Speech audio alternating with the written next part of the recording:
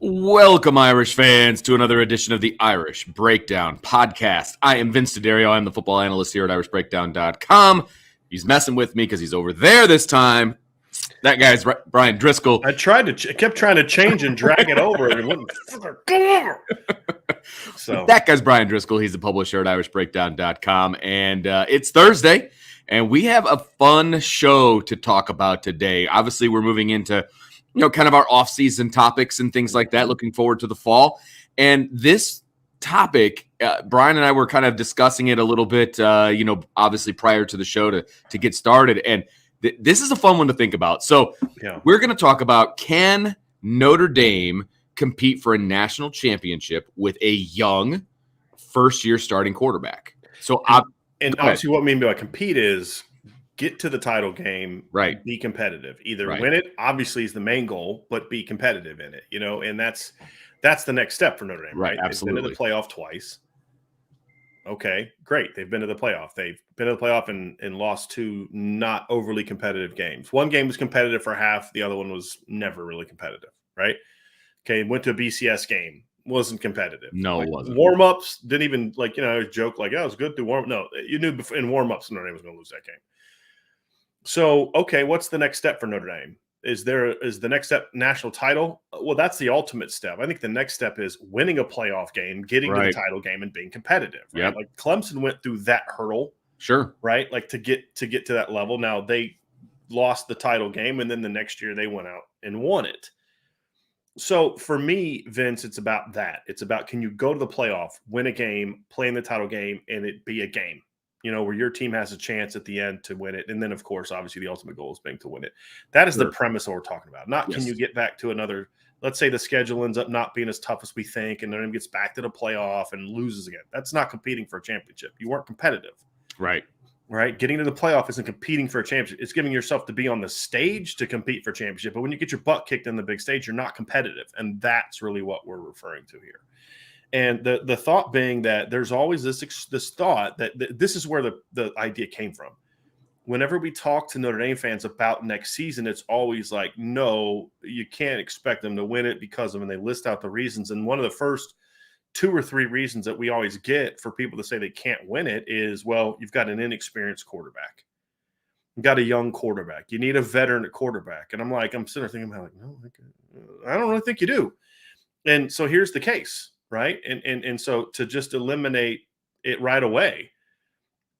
And there's the sort of the big picture view. And then there's the specific to Notre Dame view. Yeah. Specific to Tyler, Buckner, and Notre Dame. Yeah. Right? Let's get this bigger picture one out of the way. Doing research, going back to 2010, there have been 12 national champions. Of those 12, 7 were first-year starters.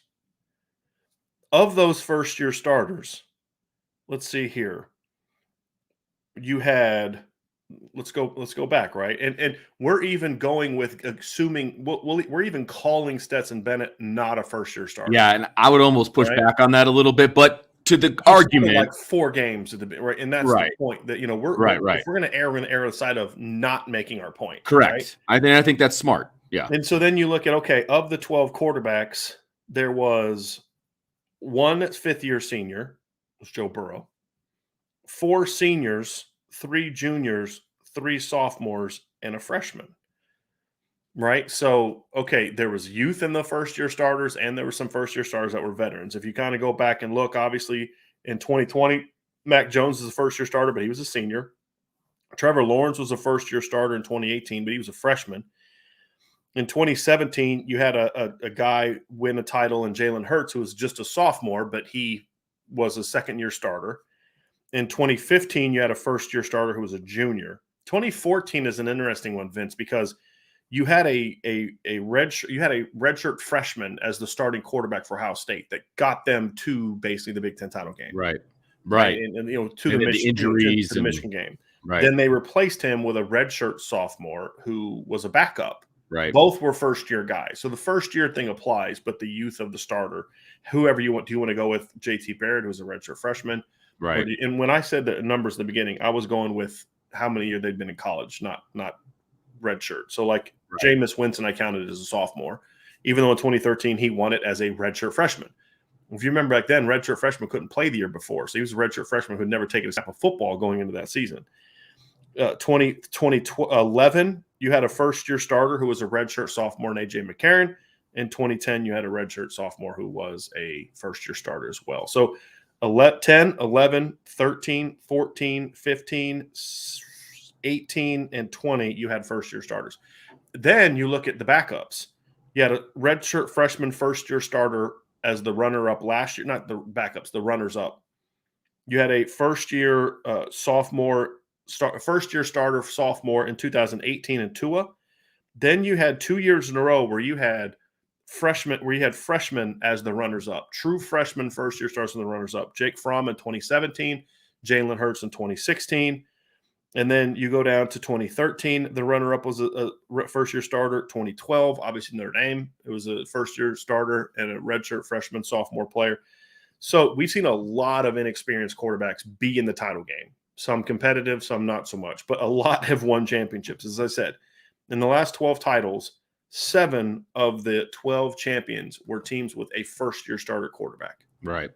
So, and there hasn't been there was one team with a guy that was a third-year starter, and that was 2016 with Deshaun Watson, who was the runner-up in 2015 as a sophomore. Right. So he was there. Second year as a starter. Which, right. Again, puts – if Notre Dame is able to even get to the national championship game, that's still a step beyond what they've been able to do up to this point. And that's what we're talking about, is they have to take another step. And that would be the next step, would be getting to the title game, winning a playoff game, and then hopefully being competitive in that game as well.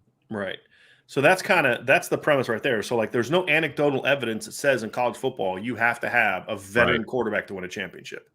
And let's not also forget that the fifth-year starter that was a 2-year guy in Joe Burrow was only in the system he won a championship in for 2 years. Correct. Because he transferred from Ohio State. So he's essentially a second-year starter.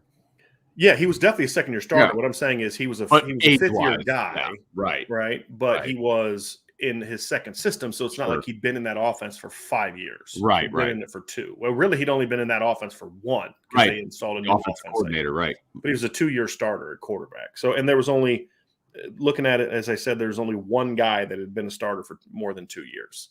So this notion that you've got to be a really experienced quarterback, you have to have a really experienced quarterback, is just, there's no evidence of that.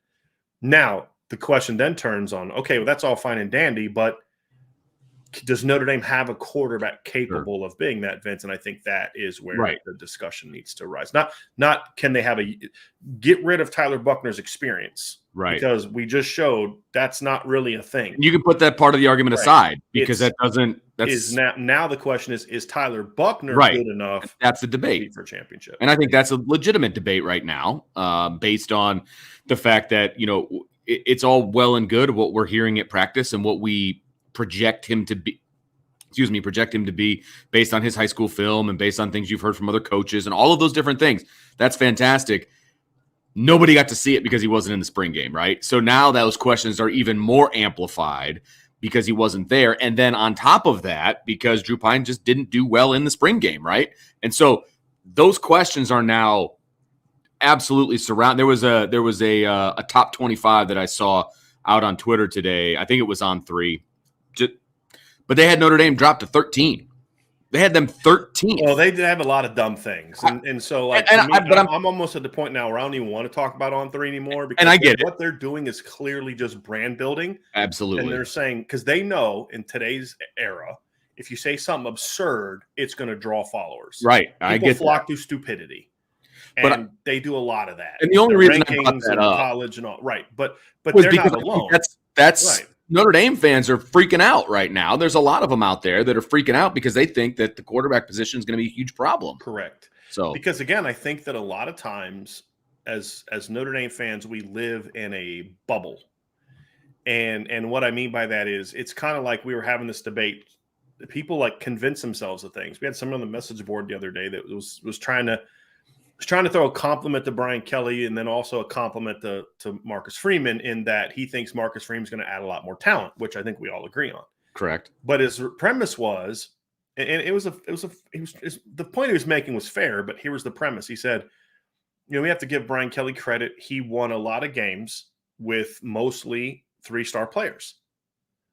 I was like, you've convinced yourself of that because of Brian Kelly. And then I did put the numbers out. Notre Dame had more 5- and 4-star players sign with them in the last, was it like from 16 on, than they had 3-star and 2-star players. And I took specialists out. But even if you add specialists, there's still more 4- and 5-star players. But there's this immediate assumption that Notre Dame doesn't have top players. There's this immediate assumption that people have of, well, Notre Dame can only win if. And they set these premises that don't exist anywhere else. And that's the whole point of the original part of the conversation was, hey, let's get the one part of this conversation out of the way. It's not about youth, right? It's in today's era, you go through the championships, because I don't care what happened 30 years ago. That's not relevant to today. 30 years ago, they were running power option and, teams were doing all types of crazy things, 5-2 defenses and whatnot, right? Like you can't do that today. But there's not this, that you don't have to have, as evidence has shown, a veteran quarterback to compete for a championship. The question then becomes, is Tyler Buckner good enough? Let's get into that. And that's the thing for me, Vince, is like, there's this thought like, okay, look at last year's Bama team. I'll still say this. If Jamison Williams, forget just both Williams and Mechie don't get hurt, but if just Jamison Williams doesn't get hurt in the championship game, I think they beat Georgia. He was torching secondary. Exactly. And then you look at, and I've said this, injuries are part of the game. I said in 2009, if Colt McCoy doesn't get hurt, I still think Texas beats Alabama in 2009. So, but that's unprovable. But the point is people say, well, there's all these things that people will say, and it's like, what are you basing that off of, right? Like people say, well, Tyler Buckner's not a good enough passer to do this, this, and this. And it's based off of how Notre Dame used him. Sure. He's not accurate enough. And then you point out, well, he completed a higher percentage of his passes as a freshman than Bryce Young did as a freshman.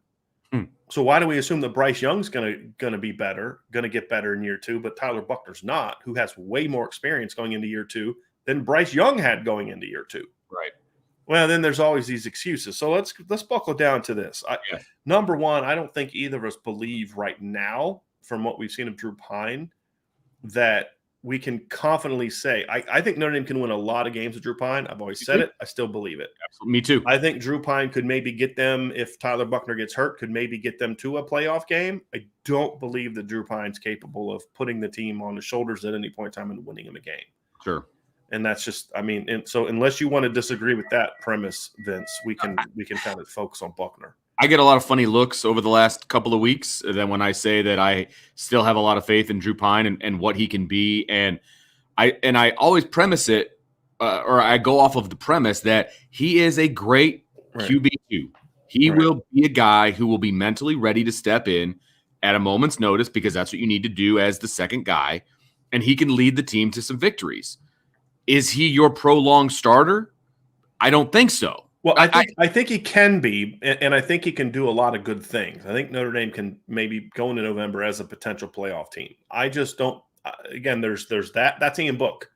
I don't see any reason why he can't be Ian Book. Agreed. Against an okay schedule, he's going to win you a ton of games because he's a smart kid. He's a great kid. He's and all that kind of stuff.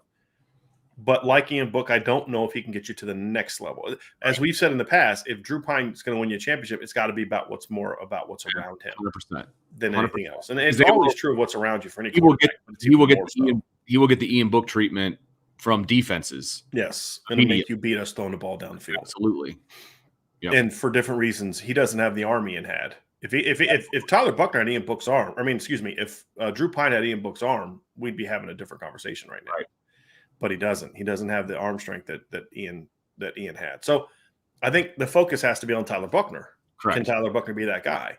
And I think that's a more legitimate question, because I do think there's reason for people to say, well, I'm not sure if he can be that guy. As long as your premise isn't what he showed last year, because what he showed last year was actually better than a lot of these guys showed as freshmen. Again, you got to understand, Vince, this is what exactly what you were going to say is that's what they were asking him to do. They weren't asking him to go in there and lead the offense, and they were asking him, hey, you're an elite athlete. We've got to find a way to get that part of your game on the field. We wanted Jack as the passer. You got Jack as the guy to lead the offense. We need you to come in and add some dynamic running ability. He can be more than that, but that's not what they needed him to be last year. And that's what I think some folks are missing out on a little bit. Well, and we talked about that going into the season during the preseason about they need to figure out a way to get Tyler Buckner on the field, get him some experience, et cetera, et cetera. They did exactly what we were hoping would be done in the fall, right? And again, he wasn't asked to be a pocket passer. He wasn't asked to be the guy who is going to lead the team down the field from start to finish. He was asked to be the changeup guy. He was asked to come in, when, there was an injury, right? He people need to understand what he was asked to do. And once they can wrap their mind around that's not necessarily the Tyler Buckner that they're going to see. They're going to see flashes of that for sure. We saw his dynamic running ability. We saw the fact that he can read a defense and he can put the ball where it needs to go at times. Like, we saw flashes of it, but that as a whole is not what he's going to be asked to do this year as the starter. He's going to be asked to run the entire offense now. He's going, the package that he had was like this. Now he's got the whole playbook. You know what I mean? It's a big, big difference, and people need to understand that for sure. I think for me, the thing that there's obviously improvement that Tyler Buckner needs to make, right? And there's things he has to continue to work on, even from what we were told in spring. Consistency is going to be a key for him, right? He's got to be a more consistent player. He has some days where people are like, this kid's going to be a star. And then there's days you're like, yeah, he looks like a redshirt freshman who's never started a game before. Right. Right? That's going to happen. He's going to have games like that this fall. Yep. And the key is going to be him changing this, taking it from one direction to another, where really talented but inconsistent to really talented and more consistent is going to be the key. How quickly can that happen? Right. That depends. I mean, it depends on the work he wants to put in this year. And if he's willing to go out there and grind and do all those kind of things, then he'll have a chance to do that. If he's distracted by a lot of other things and he doesn't put in the work, then he won't do that. And I'm not saying he will or won't. I'm just saying that's the reality. Right. So the question is, okay, but does he have the ability to be that quarterback? Because some people can work as hard as they want, and I don't care how hard they work or how much they improve their game. They don't have the ability. And I think there's not enough conversation about Buckner in that regard. It's like whenever we bring up his name, the chat goes crazy. And I would argue that well over half of the comments are sort of butt comments or criticisms of what he can't do. And it's weird to me because it seems like it's a lot of the same people that thought he should have been the starter after last year's spring game, and it's just like, I don't understand where a lot of this lack of, Tyler's not the guy. Like, there's literally people I know some of them are in this chat that have already given up on Tyler Buckner. And I don't understand why. He completed 60% of his passes last year. He was a dynamic runner, and the offense simply had a much better yards per play average when he was in the game. And I don't quite understand it. So let's focus on why we think that that's an incorrect perception. Yeah. I think the first place you have to start, Vince, is not his running ability. Because as I look down this list and I think of the first-year starters that were champions, Mac Jones, Trevor Lawrence, you go down to 2015 and you go down to 2015 and you have Jacob Coker. You go to Cardale Jones and JT Barrett. JT Barrett was a mobile quarterback. Cardale Jones, not really. Oh, he was pocket. Yeah. You look at Jameis Winston as a freshman. He was not really, he was an athletic kid, but not really a runner. Right. And you look at A.J. McCarron in 2011 and Cam Newton in 2010 was. So a lot of these guys weren't necessarily mobile quarterbacks. Now, I don't think some of the second-year guys were, right? I mean, Deshaun Watson, some of those guys were. Jalen Hurts. But to me, the legs are important. They are, and we'll talk about that.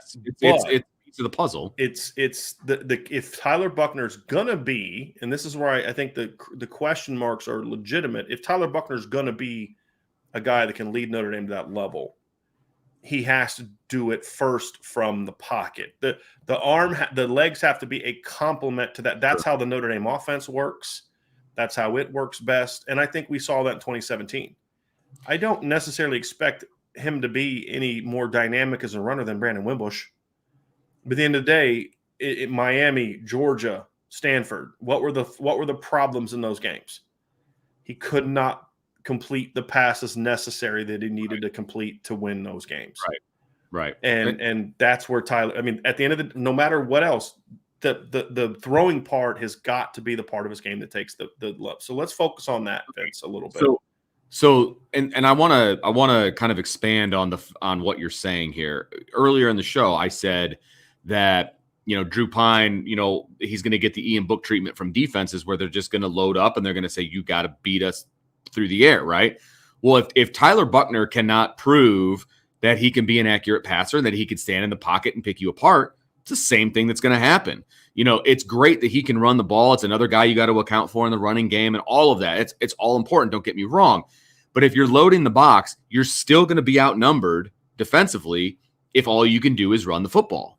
So just to expound on your point, he has to be able to throw the ball from the pocket or get him out of the pocket, whatever. He still has to be able to throw the ball sideline to sideline and down the field in order to make defenses respect the whole game. If they're not respecting the whole game, he is defendable, right? And that's where we're at here. So people are worried about him not being able to throw the ball, and I get it. I understand why people would be, worried about that, because we haven't seen a Notre Dame quarterback be able to do that in quite a while, right? And that's the issue that we're looking at moving forward. Now, if we're talking about Tyler Buckner specifically, he didn't have his senior year. Somebody mentioned that in the chat. Totally get that. That hurt him. That mattered last year. Thank you. Yes, I agree with that. That mattered, and that's why we were telling people to pump the brakes on expecting him to go out and win the starting job last year. Yeah, absolutely. Again, his role was exactly what I felt, and I believe you. I don't want to speak for you, but you felt he needed to be in the game. This is what you do well. Let's do it, right? There was a couple times that I would have liked to have seen them give him some chances to throw the ball in some of those, mop-up games. But the reality is for the first half of the season, they were barely beating teams, barely beat Florida State, barely beat Toledo, didn't pull away from Purdue till, and so those opportunities were missed. Right. And, by the end of the year, I think they were kind of at the point where they felt they needed to get Jack more work. And so, but, Tyler went in and he would basically mostly run the ball. So I think we can maybe nitpick, okay, when you put him in the game in the second half of some games, you should have allowed him to throw it more. I think that's a very fair thing to say. Sure. I do too. Navy should have thrown it more. Stanford, he should have thrown it more. But, he went 3 for 3 against Virginia for 42 yards. He threw 6 passes against Georgia Tech.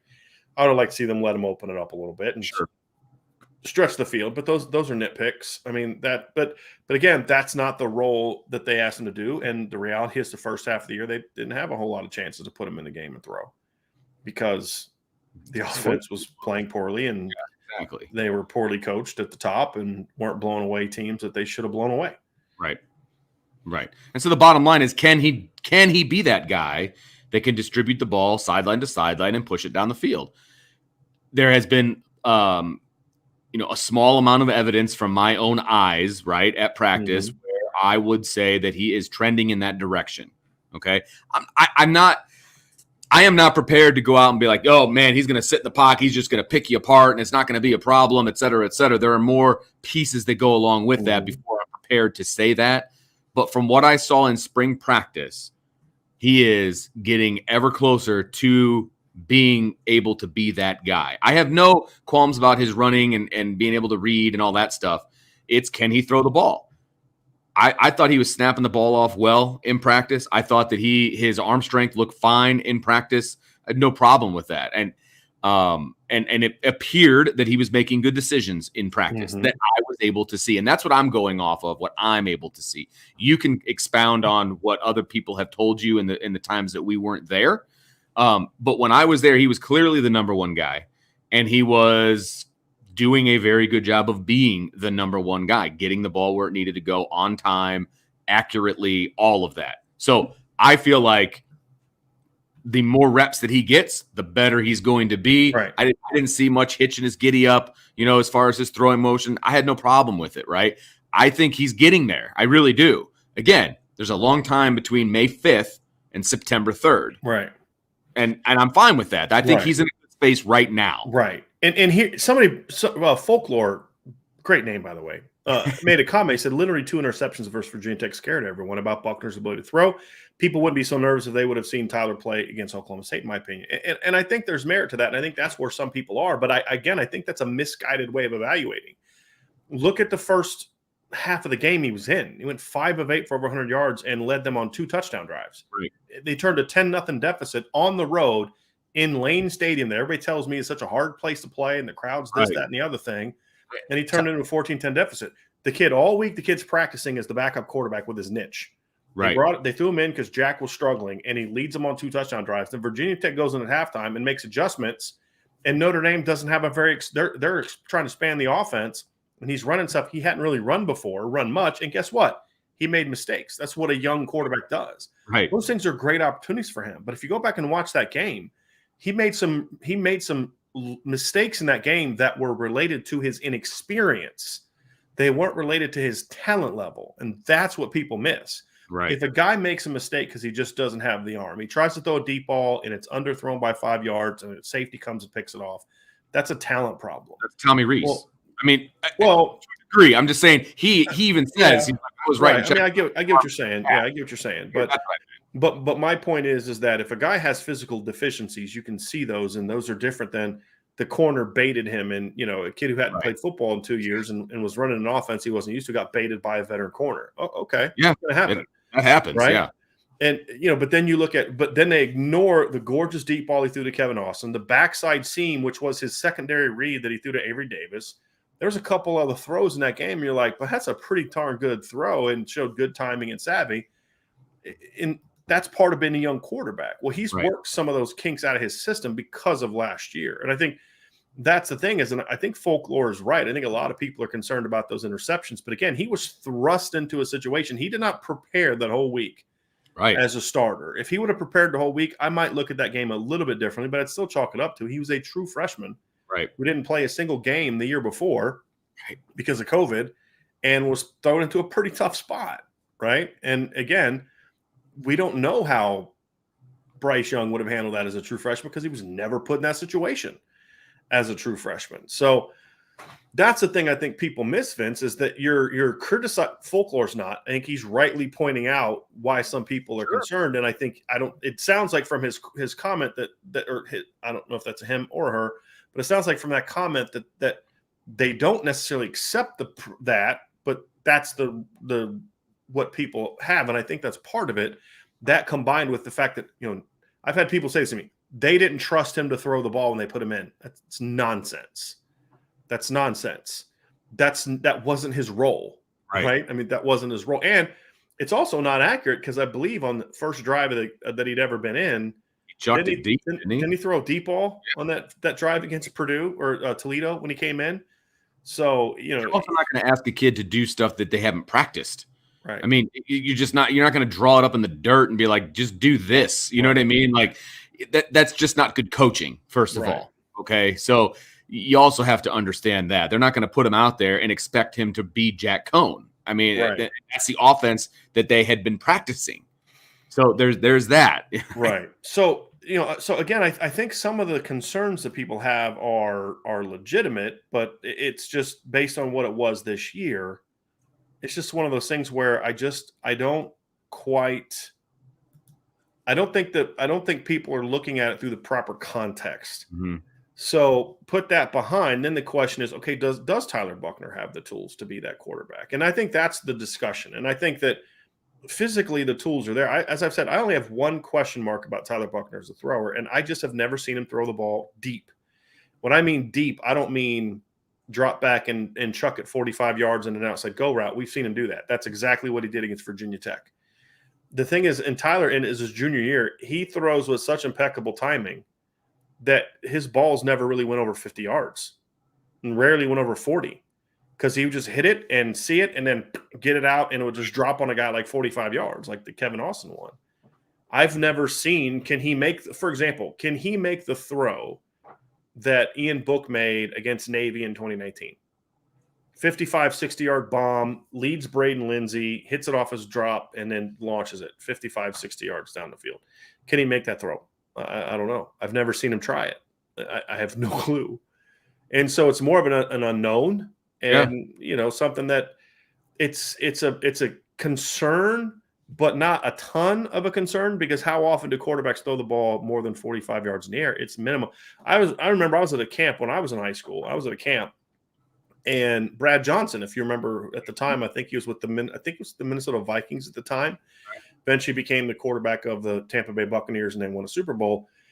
And some of the young kids, how young kids are, some of the young kids are like, hey, how far can you throw it? And he was such a gracious guy, but he starts explaining, he's like, Dan Marino and Steve Young can barely throw the ball over 50 yards. And he's like, and he said some stat, like, do you know how often that quarterbacks throw the ball more than 50 yards in the air in a game? And it was something like 6 or 7 times. And it's a little more than that now with some of these big arm quarterbacks, but you don't throw the ball more than 50 yards in the air very often. It's probably 10 times on average, maybe once a game on average. But it's still nice to know that you have that if that time comes. And, so can he hit that post route that Ian Book hit against Clemson? Yeah, I'm sure he can make that throw. I've seen him make that throw. Can he hit the post route that Ian Book hit to Avery Davis against Clemson against Purdue last year, or Jack Cohn did, Yeah, I think he can make that throw. I think we've seen him make that throw. Can he make the deeper throws? That I don't know. That I'm unsure of. And so that's really the only physical limitation that I am concerned that he has. The rest of it comes down to technical. And that, I think, is a more legitimate question, Vince. So if I believe the talent is there, the physical talent is there as a passer. Now it's about, can he read a defense? Mm-hmm. Can he throw with anticipation? Can he be a good decision maker? Can he be accurate? Can his ball placement be accurate? And those type of things. I think can he get himself out of mechanical funk? So I think that's one of the. And you're a baseball guy, right? It's the same thing with pitchers. Yep. Now, throwing a football and throwing a baseball are completely different motions, but it's still mechanically driven. And as you know, Vince, you've seen this. We've seen this. I've seen this with major league guys. You get into every pitcher goes through parts where they get into a funk for an inning, and they just can't find the strike. Not every game, but it'll happen. And the better ones know what they're doing wrong, and they can quickly adjust and get themselves out of that funk. Same with quarterbacks. And so what I don't know about Tyler is he one of those guys that has the ability that if he gets into a mechanical funk in a game, can he get himself out of it? Right.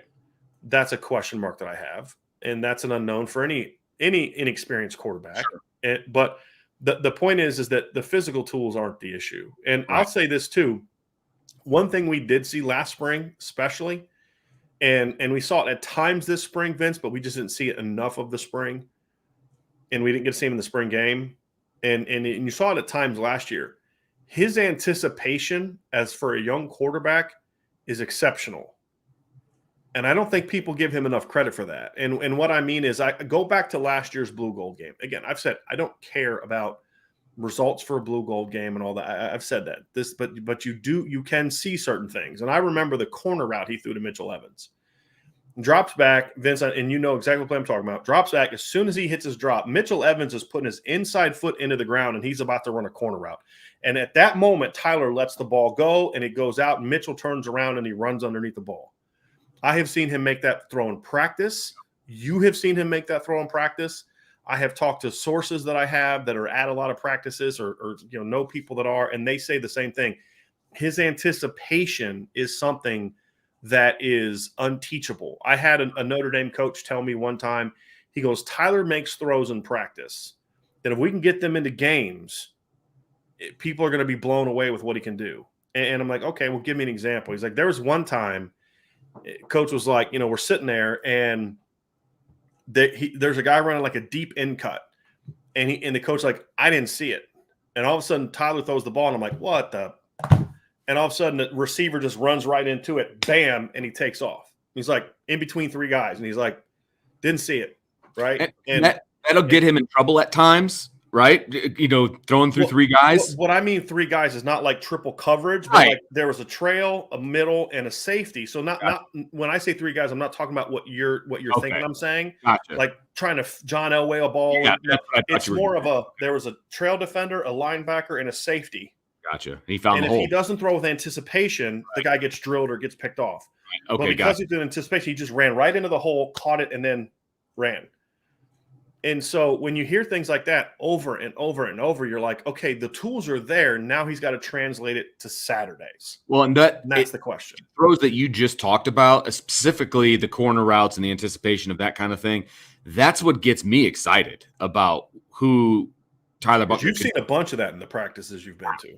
Absolutely. And again, and I don't want to make this a Ian Book bash. That's not my intention. But what I am saying is one of the things that he was lacking was his anticipation.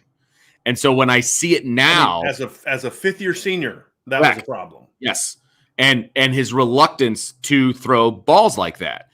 And so my excitement when I see that actually happening from a guy wearing a Notre Dame helmet, it gets me fired up. You know what I mean? Because that is what I think this team has been missing. And it is just that, I don't want to call it the it factor, but for a quarterback, it kind of is to have that kind of anticipation and being willing to make that throw and trust that your guys are going to be there and do what they're supposed to do on time as well. Man, that's huge. That's the difference in extending drives. It's the difference in, long touchdowns. It's a difference in a lot of things when you've got a guy that's willing and able to do that. And I think that needs to be understood from people because, again, haven't had a lot of evidence. And I think the unknown is what people get so nervous about, right? It's the unknown. And they, we're taking the pieces and the parts that we've seen and the talk and all of that, and we're putting it together to make an assessment. There's a lot of people out there, all they can remember is the 2 interceptions. All they can remember is the incompletions. All they can remember are the mistakes. And they don't see what we see. And so it's the unknown. They haven't seen him be which successful. Is fair. And I get it. The other part of it, I will also say, is we've seen him be dynamic with his legs. And when people are when the quarterback is dynamic with his legs, they automatically assume that that's what he does. And that's who he is. And I think that's part of it too. I think that's a great segue, Vince, because we've talked about the throwing, and that has to be there, right? He can't be Brandon Wimbush. Right. But here's the thing I think that people are missing is obviously we think the throwing ability is there, but he also doesn't have to be Mac Jones, right? He doesn't have to be Bryce Young. And that's the other counter, because he is a dynamic runner, right? Like the reality is Bryce Young's a good athlete. Sure. But if Bryce Young had 81 carries for 0 yards last year, right? If Bryce Young gets into a funk throwing the ball, as we saw against Georgia, they're done. He has no answers. Right.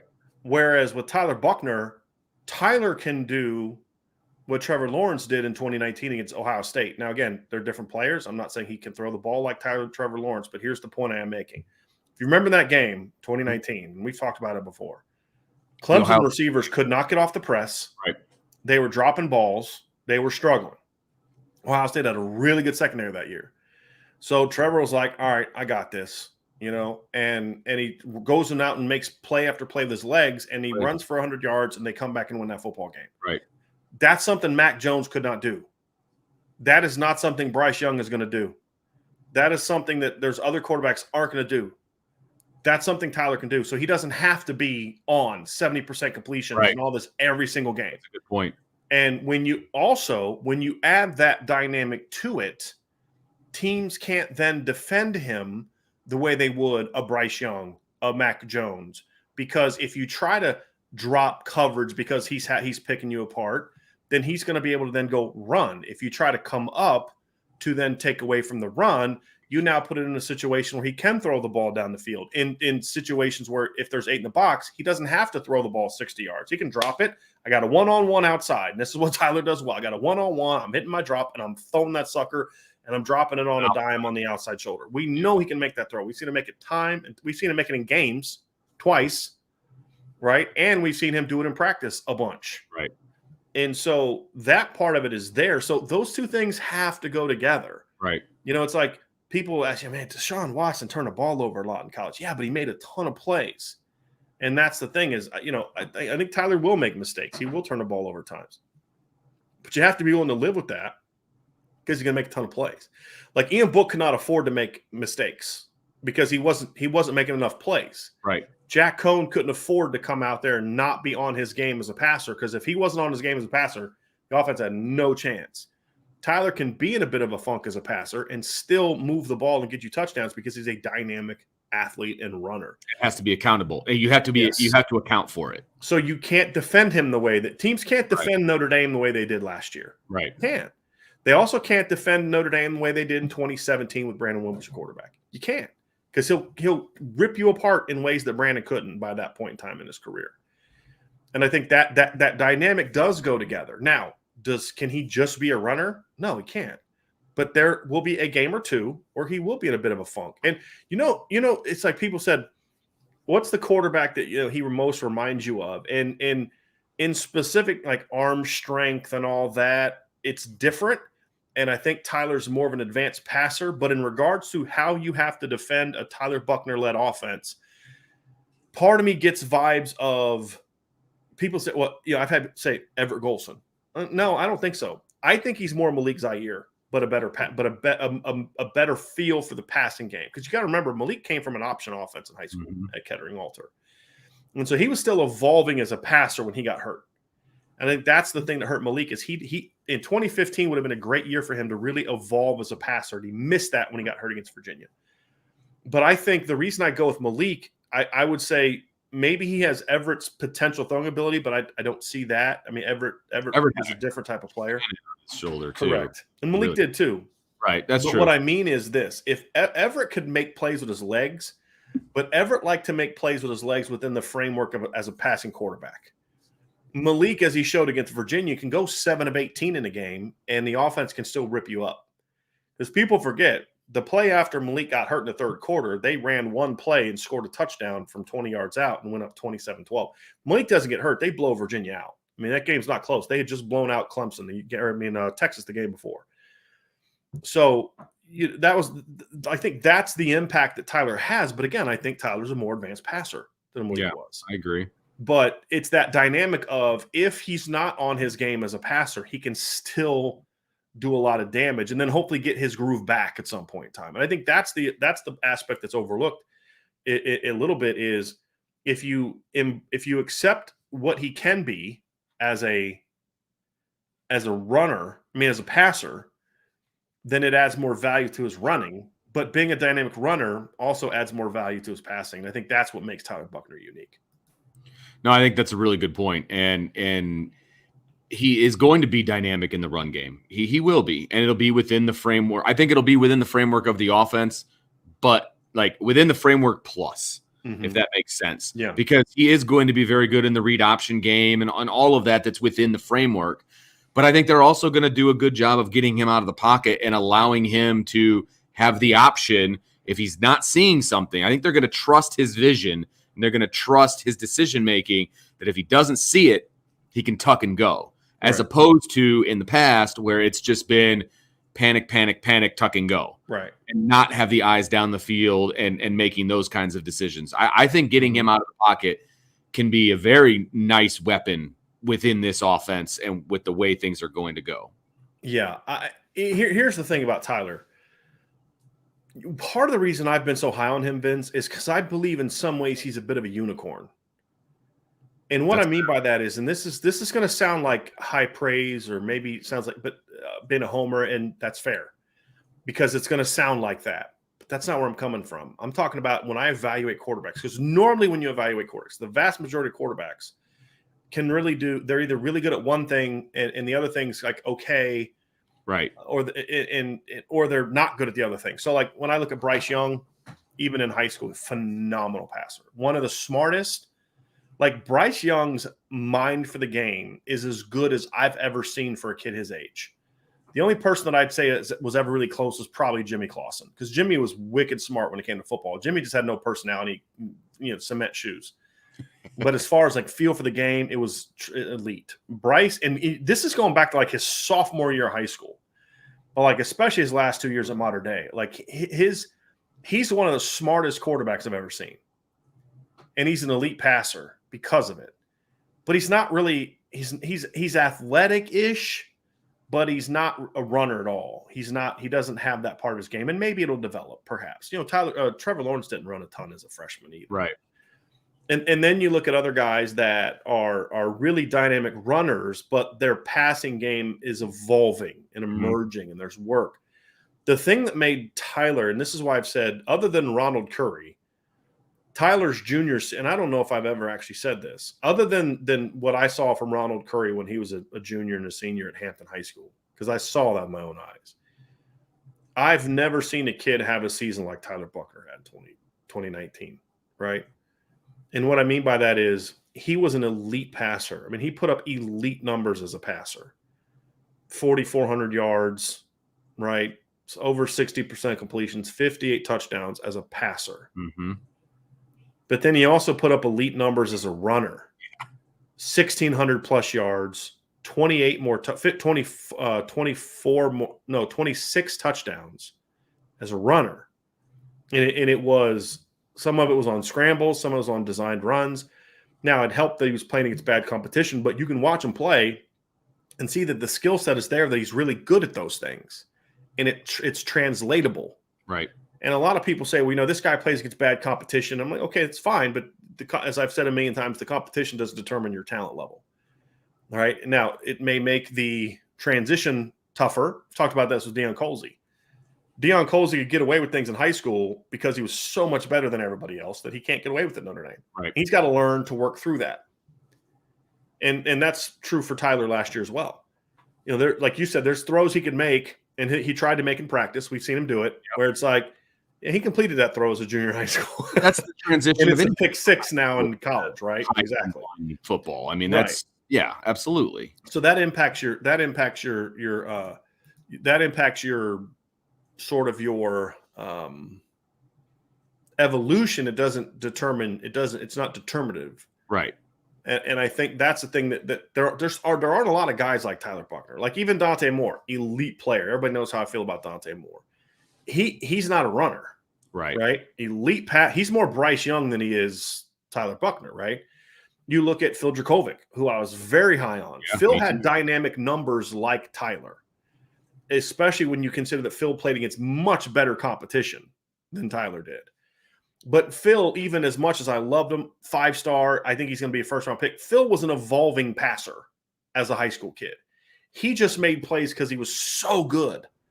But, there were things that he needed to work on, reading defenses and things like that Tyler kind of already showed the ability for. Sure. Now, Tyler doesn't have Phil's size, and his arm isn't as strong and all that, but he's a more dynamic athlete. Right. Agreed. Phil was a great runner, but Phil's athletic, but Phil's not fast. Right. Tyler is athletic and fast. He had some escapability. He was able to kind of weasel his way out of some tackles and things of that nature. Right. But he doesn't have what Tyler has. Well, I think Phil is as athletic as Tyler on just a pure athleticism scale. You watch him play basketball, and you're like, that guy's a great athlete. Yeah, right. There's athleticism, and then there's speed. There's straight line speed. Both of them are great athletes. Phil's balance, his agility, his elusiveness is elite, in my opinion. But Phil's not fast. That's the difference. Tyler is the elite part, but he's also fast. And that's the difference, right? And so it's almost like he's got Brandon Wimbush's designed running ability.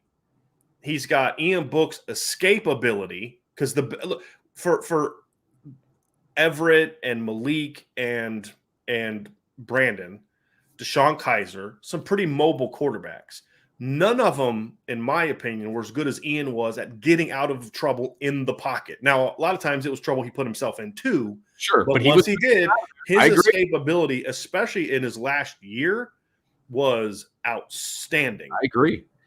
And so he's got, Tyler has shown that, not in college, but in high school.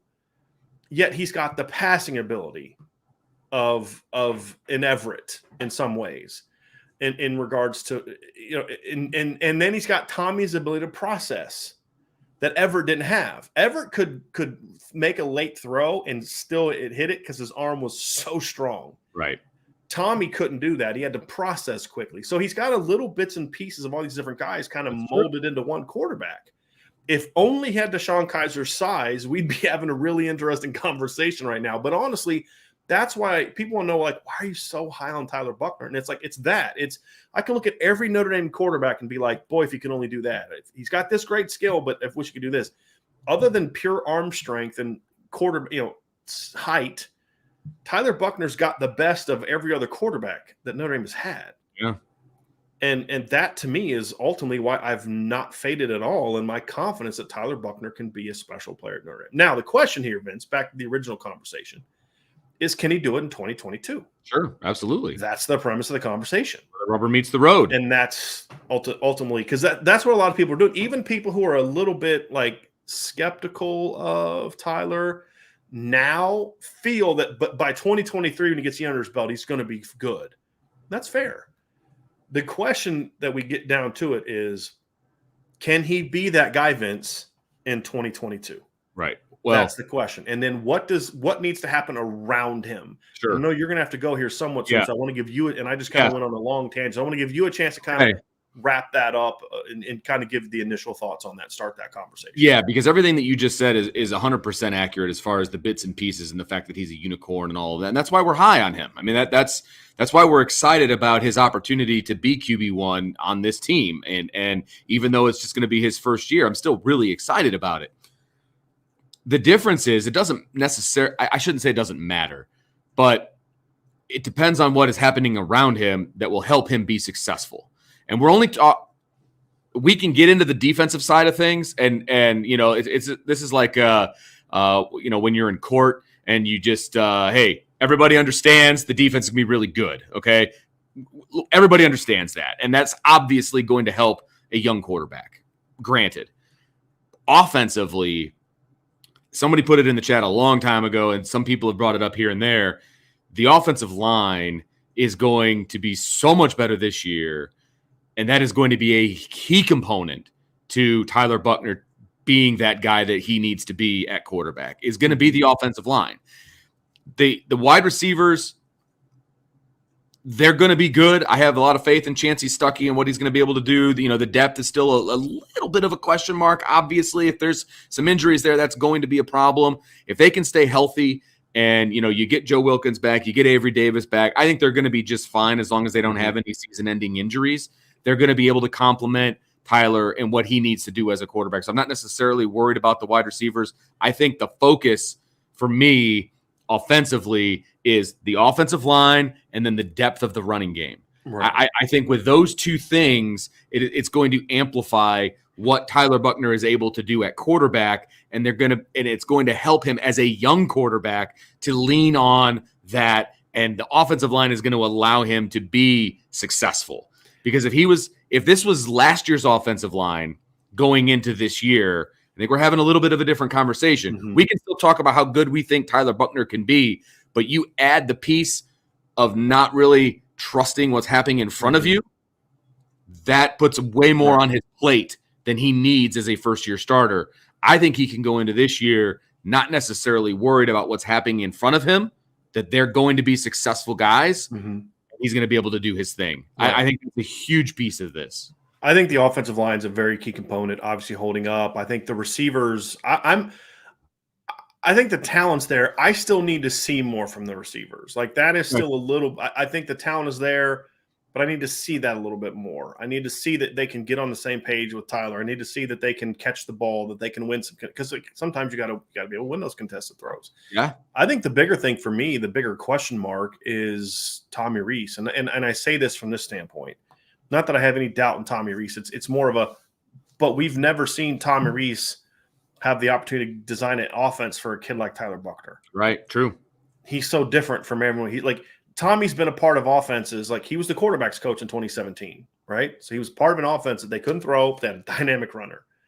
He was part of a guy, and really the next couple of years, they had a guy that could throw against bad teams, but not really be an elite pick-you-apart passer. But he had good mobility and he could scramble, but he wasn't a designed runner. Brandon was a designed runner. And then you go into this past year, and he had a guy that was smart and could get the ball out quickly and all that, but he couldn't move. Right. And he was playing behind a bad line. Right. So we don't have any clue really what a Tyler Buckner-led offense is going to look like from a design standpoint. At least I hope we don't, because if we know what it's going to look like, then that's a problem, because it's not going to be he's doing something that doesn't fit Tyler. It's not going to highlight what he's good at. I think what Coach Rees needs to do is find ways, especially in the season, to get Tyler going each game as a passer. and then do enough with the run game early to keep people honest, but get them focused on his ability to beat them with his arm. Because I'm pretty confident that early opponents, especially Ohio State, are going to play towards stopping Notre Dame's run game. Yeah. I think that's going to be a big component of what they're going to try to do.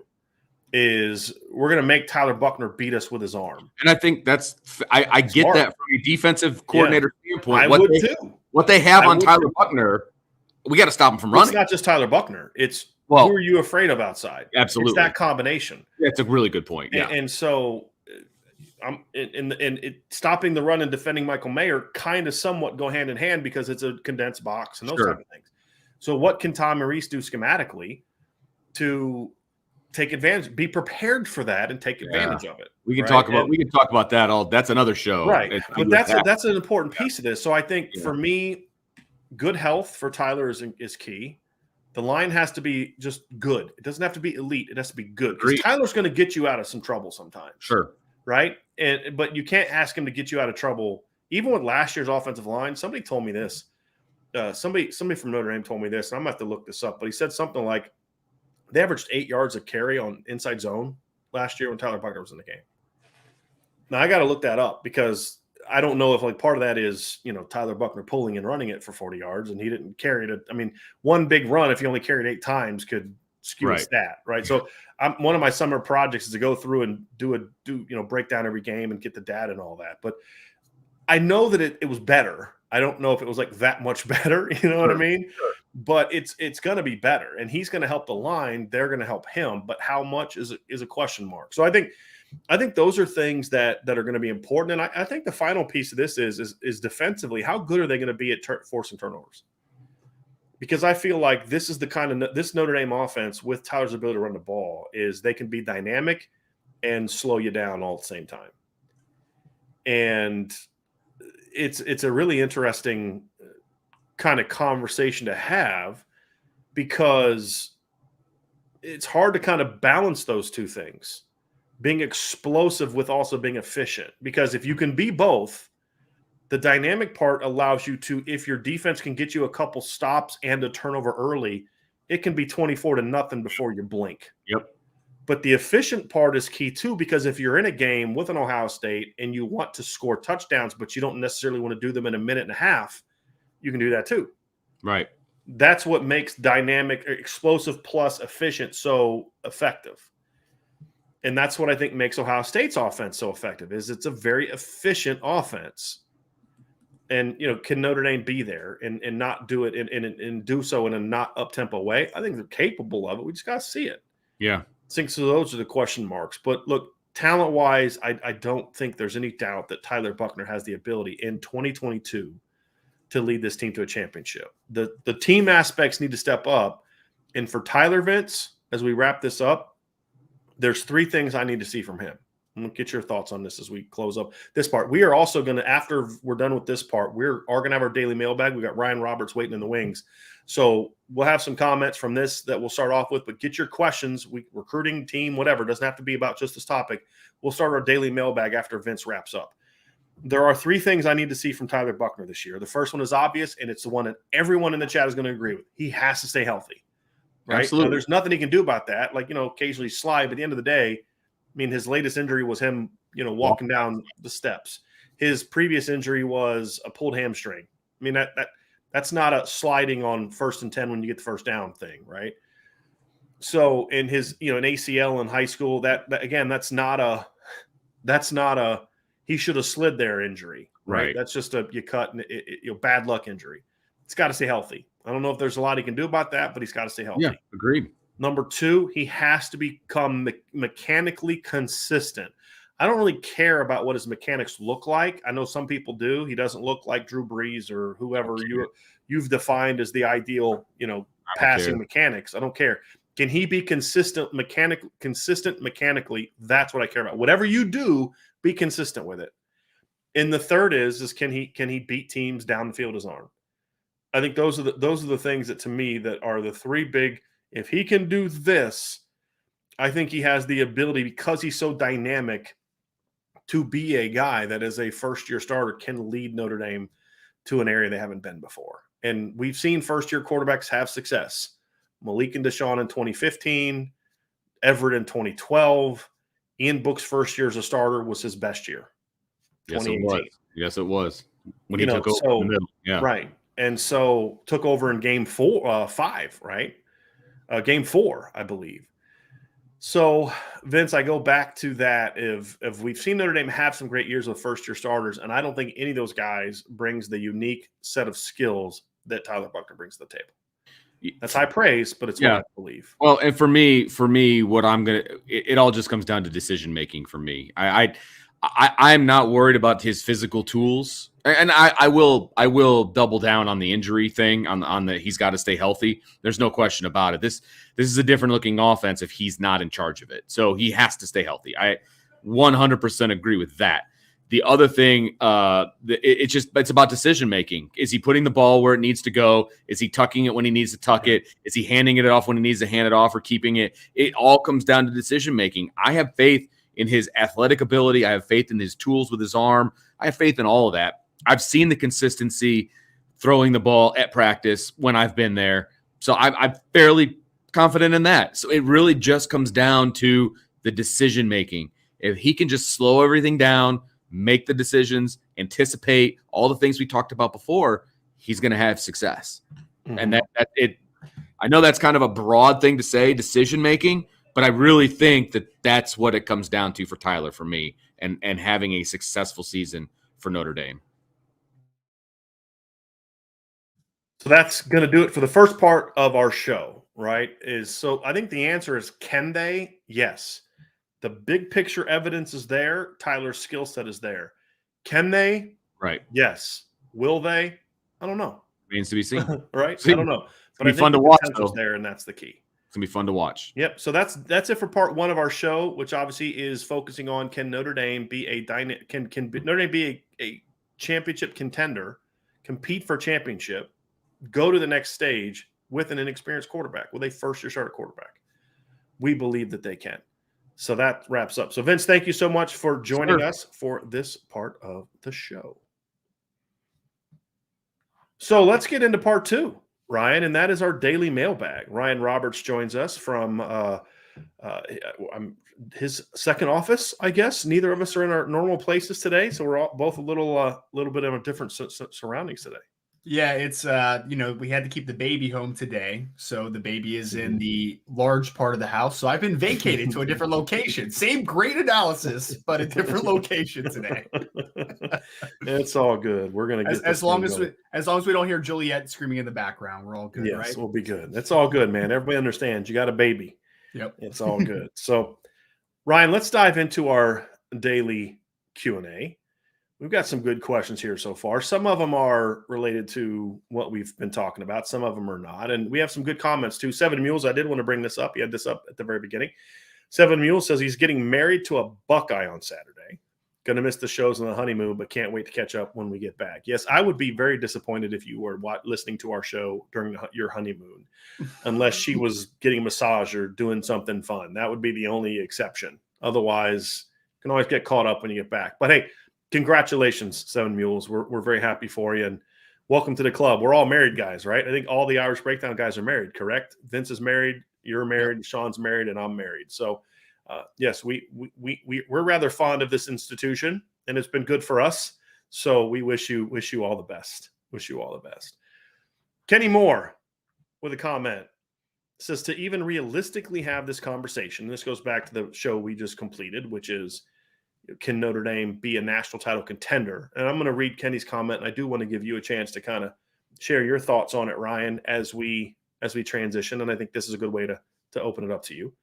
Kenny says, to even realistically have this conversation, this offense has to be way more dynamic and, more importantly, way more consistent, especially at home. Certainly possible if Tyler Buckner is as good as most think. I think Kenny is spot on with his assessment. They have to be explosive and efficient. And that's what Kenny's saying. Dynamic and consistent are the same things as explosive and efficient. It's the same thing, the same thought process. So I think Kenny nails it, Ryan. I'd like to kind of hear from you is, do you think Tyler Buckner is capable of being the kind of quarterback that can lead to the type of offense that Kenny's talking about? Yeah, I mean, there's no reason to think that he can't be, in my opinion, right? It's Why was he so heavily recruited coming out of high school? Why have Notre Dame fans just in general been so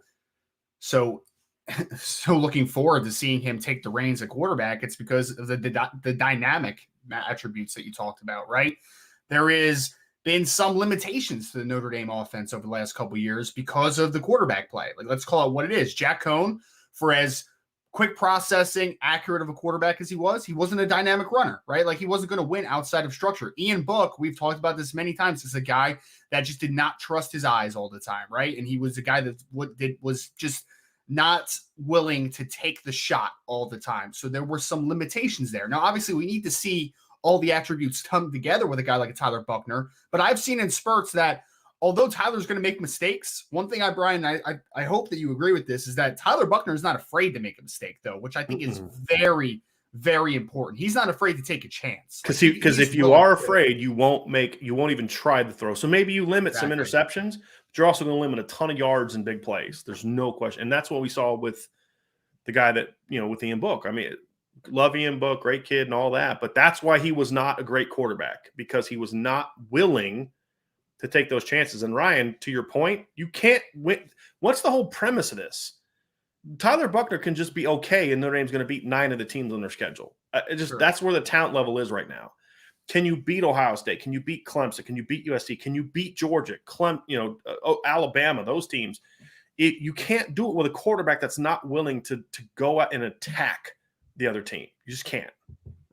Right. Yeah, and obviously there is no shortcomings for Tyler Buckner on the running side of everything, right? Like, he's going to open things up. I heard your stat. I would love to get, obviously see if that stat is 100% accurate, but I would say just off of, just casual viewing last year, the inside run, inside zone seemed to be a really big element of success, obviously, when Tyler Buckner was involved in that. And part of it is the fact that he's such a willing runner as well. He's going to keep the box a little lighter than your typical quarterback that's maybe not much of a running threat. So he's going to bring a dynamic element as a runner.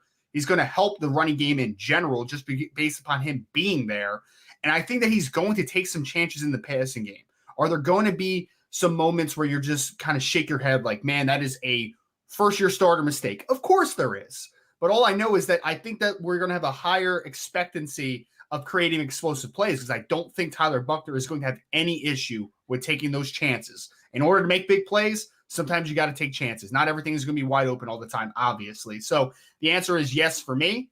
I agree, though, with Kenny's statement. I think that you need to be explosive and efficient. And I think that what Tyler Buckner brings to you in a run game perspective is the way that you can stay efficient, right? Like, you're going to run against a lot of lighter boxes. It's going to cause some easy throws off of RPO action and different things, off the play action game. There's going to be opportunities. We just need to see Tyler Buckner be a more consistent deep ball thrower to create those explosive plays. If he's able to do those things, then yeah, I see no reason why Notre Dame can't contend for a national championship with a sophomore quarterback, with a young first-year starting quarterback. He's certainly talented enough. There is not a talent deficiency with a guy like Tyler Buckner. Jim Hall says, I think you are looking on the wrong side of the ball. Defense wins championships. And we get this a lot, especially from people from a previous generation. Look, the reality is you can't win a championship without being good on both sides of the ball. But there's zero evidence that it's defense that wins. It's just not. That's not college football right now. Will it cycle back to that? Sure. It's college football is cyclical. But even you look at Georgia last year. Part of the reason Georgia was much better than they had been in past years, Ryan, is they could score better than they did in the past. Now, they didn't do that in the title game, but last year was an anomaly. Last year was a year where, as we said going into the season, it was a down year in college football. Yep. You get away with that. But I'll still contend if Bama just has one of their 2 stud receivers in that game for 4 quarters, Georgia doesn't have a title. And Kirby Smart becomes, a punchline guy that can't ever win the big one, right? Sure. So I've said this, defense can get you to the show, but you want to win a championship now, you got to score. The Clemson's defense in 2019 was really good. Like, I don't think people realize how good Clemson's defense was in 2019, Ryan. And they could not stop. They could not stop Joe Burrow. They gave up 13.5 points per game that year. Here's how many points they gave up that season. 14, 10, 6, 10, 20, 14, 10, 7, 14, 10, 3, 3, 17, 23 to Ohio State, and then 42 to LSU. Right? There was no defense stopping that. They gave up 13.5 points per game that year, despite giving up 42 in the title game. And they had some dudes on that team. I mean, Isaiah Simmons was a freak that year. But it just didn't matter because when you have that kind of elite offense, a good defense can only keep – and look, and here's the thing. Clemson's defense kept LSU in check for like a quarter and a half. I'm like, wow, they're doing a great job shutting down this defense. Like they kept giving the offense like short fields and they couldn't take advantage of it. But after a while, you just can't keep an offense like that down. And that's been true 2018 Clemson. Notre Dame had a great defense in 2018. Great defense. But all a team that has Trevor Lawrence and Travis Etienne and Justin Ross and T. Higgins needs is 5 big plays and they put 30 on you. That's it. The game has changed. And we have to understand that and embrace that. And you can't just be a great deep. Notre Dame had an elite defense in 2012. But when they got on the big stage, they got embarrassed. It was 42 points because you have to score. You have to be able to score. But I do think the premise is that, yes, Notre Dame needs to be very good on defense. But I think that's the one aspect of this team that I'm least worried about. Sure. Just because of experience. I mean, we've seen them be really good for years. Mm-hmm. You know, Notre Dame hasn't given up over 20 points per game since I think 2016 or 2017. I believe. I'm going to look at that now. And if you take out touchdowns that they allowed, they gave up 21.5. I believe if you take out touchdowns that the defense and special teams gave up that year, they're probably under 20. So, I mean, that's something I have to figure out too. And I also think that what the shortcomings we've seen of Notre Dame in big games, did anybody really watch those games and say, wow, the defense was the issue? I mean, we always other than not since 2012. Right, not since exactly. 2012. Well, yeah, exactly. Right. That's a great point. Yeah. I mean, I think a decade ago. Can you believe that? That's crazy. Been 10 years. It's crazy. I mean, I think back to the one, Brian, where Trevor Lawrence was a freshman. What did they lose, like 30-3 that game, right? But if you watch that game, Notre Dame had chances there, man. They just couldn't do anything offensively. I thought the defense actually played pretty well that game. Yeah. It wasn't a bad football game. Clemson had 4 big plays in that game. That's it. Exactly. Yep. That's it. That's the most harassed I've ever seen Trevor Lawrence in a game. I mean, they were after him all day. Juan says, this is, again, where I think people are missing the boat. The only school I've seen win the championship without a dominant defense was LSU. And again, y'all are missing the point. What did those elite defenses do in the postseason? I'm going to pull it up here again now. I think, what did I say that, Ryan? I've said this before, but I think teams that have won the playoff games have averaged like 40 points a game in those games, not for the season, in those games. And the winners of the national title games, this is before this year's, were averaging about 40 points a game. Yeah. And I'm gonna bring this up again and make this point again, because again, defense can get you to the show, right? So the elite defenses that people talk about will get you to the show. But if you want to win a championship, you've got to be able to score. And I'm gonna point it out again. I'm just pull up. I'm gonna pull up the scores again. All right, college football national championship. Let me pull it up here real quick. So here's what the winners have done in championship games in recent years. Okay, this past year, what did Georgia score? It's like in the 30s, but it wasn't that much. They had a pick 6 late, right? So again, the only exceptions to this are Bama versus Georgia. Last year, 2021, the championship winning team scored 52 points in the title game. 2020, the title winning team scored 42 points. 2019, the title winning team scored 44 points. 2018, the title winning team scored 26, Bama versus Georgia. 2017, title winning team scored 35. They gave up 31. 2016, the final score of the championship game was 45-40. 2015, the first playoff championship, the final score was 42-20. And if you go look at the last title game of the BCS era, Florida State beat Auburn 34-31. That was an elite Florida State defense. And they gave up 31 points to an Auburn team with a quarterback who couldn't throw the football. And Nick Marshall. Yeah. So again, defense, this is not the 1980s. Defense can get you to the show, but if you want to win a championship, you have to score. And Ryan, your point about 2018 Notre Dame is the perfect example. It's a perfect example. Notre Dame had a great defense that season and played really good against Clemson. And you held them to one of their lowest outputs of the season. You held them 14 points below what Alabama gave up to them in the championship game. And you still lost by 27. Why? Because you had no offense. Yeah. Yeah. You have to score 30 plus in the championship game to have a chance to win, unless you're playing a team that's just like you, which is what we've seen from Alabama and Clemson, or Alabama and Georgia. Didn't Clemson that year say something like Notre Dame was the best team they played all year or something like that? They made that comment publicly, but privately, I've said this to people before. I've said I have friends that coach in the ACC and coach in those leagues, and they said that the Clemson coaches were telling people before the playoff games that they were more worried about Notre Dame than they were about Alabama that year. It's interesting. So very interesting. Yeah, that's telling. Once they beat Notre Dame, they knew they were going to win.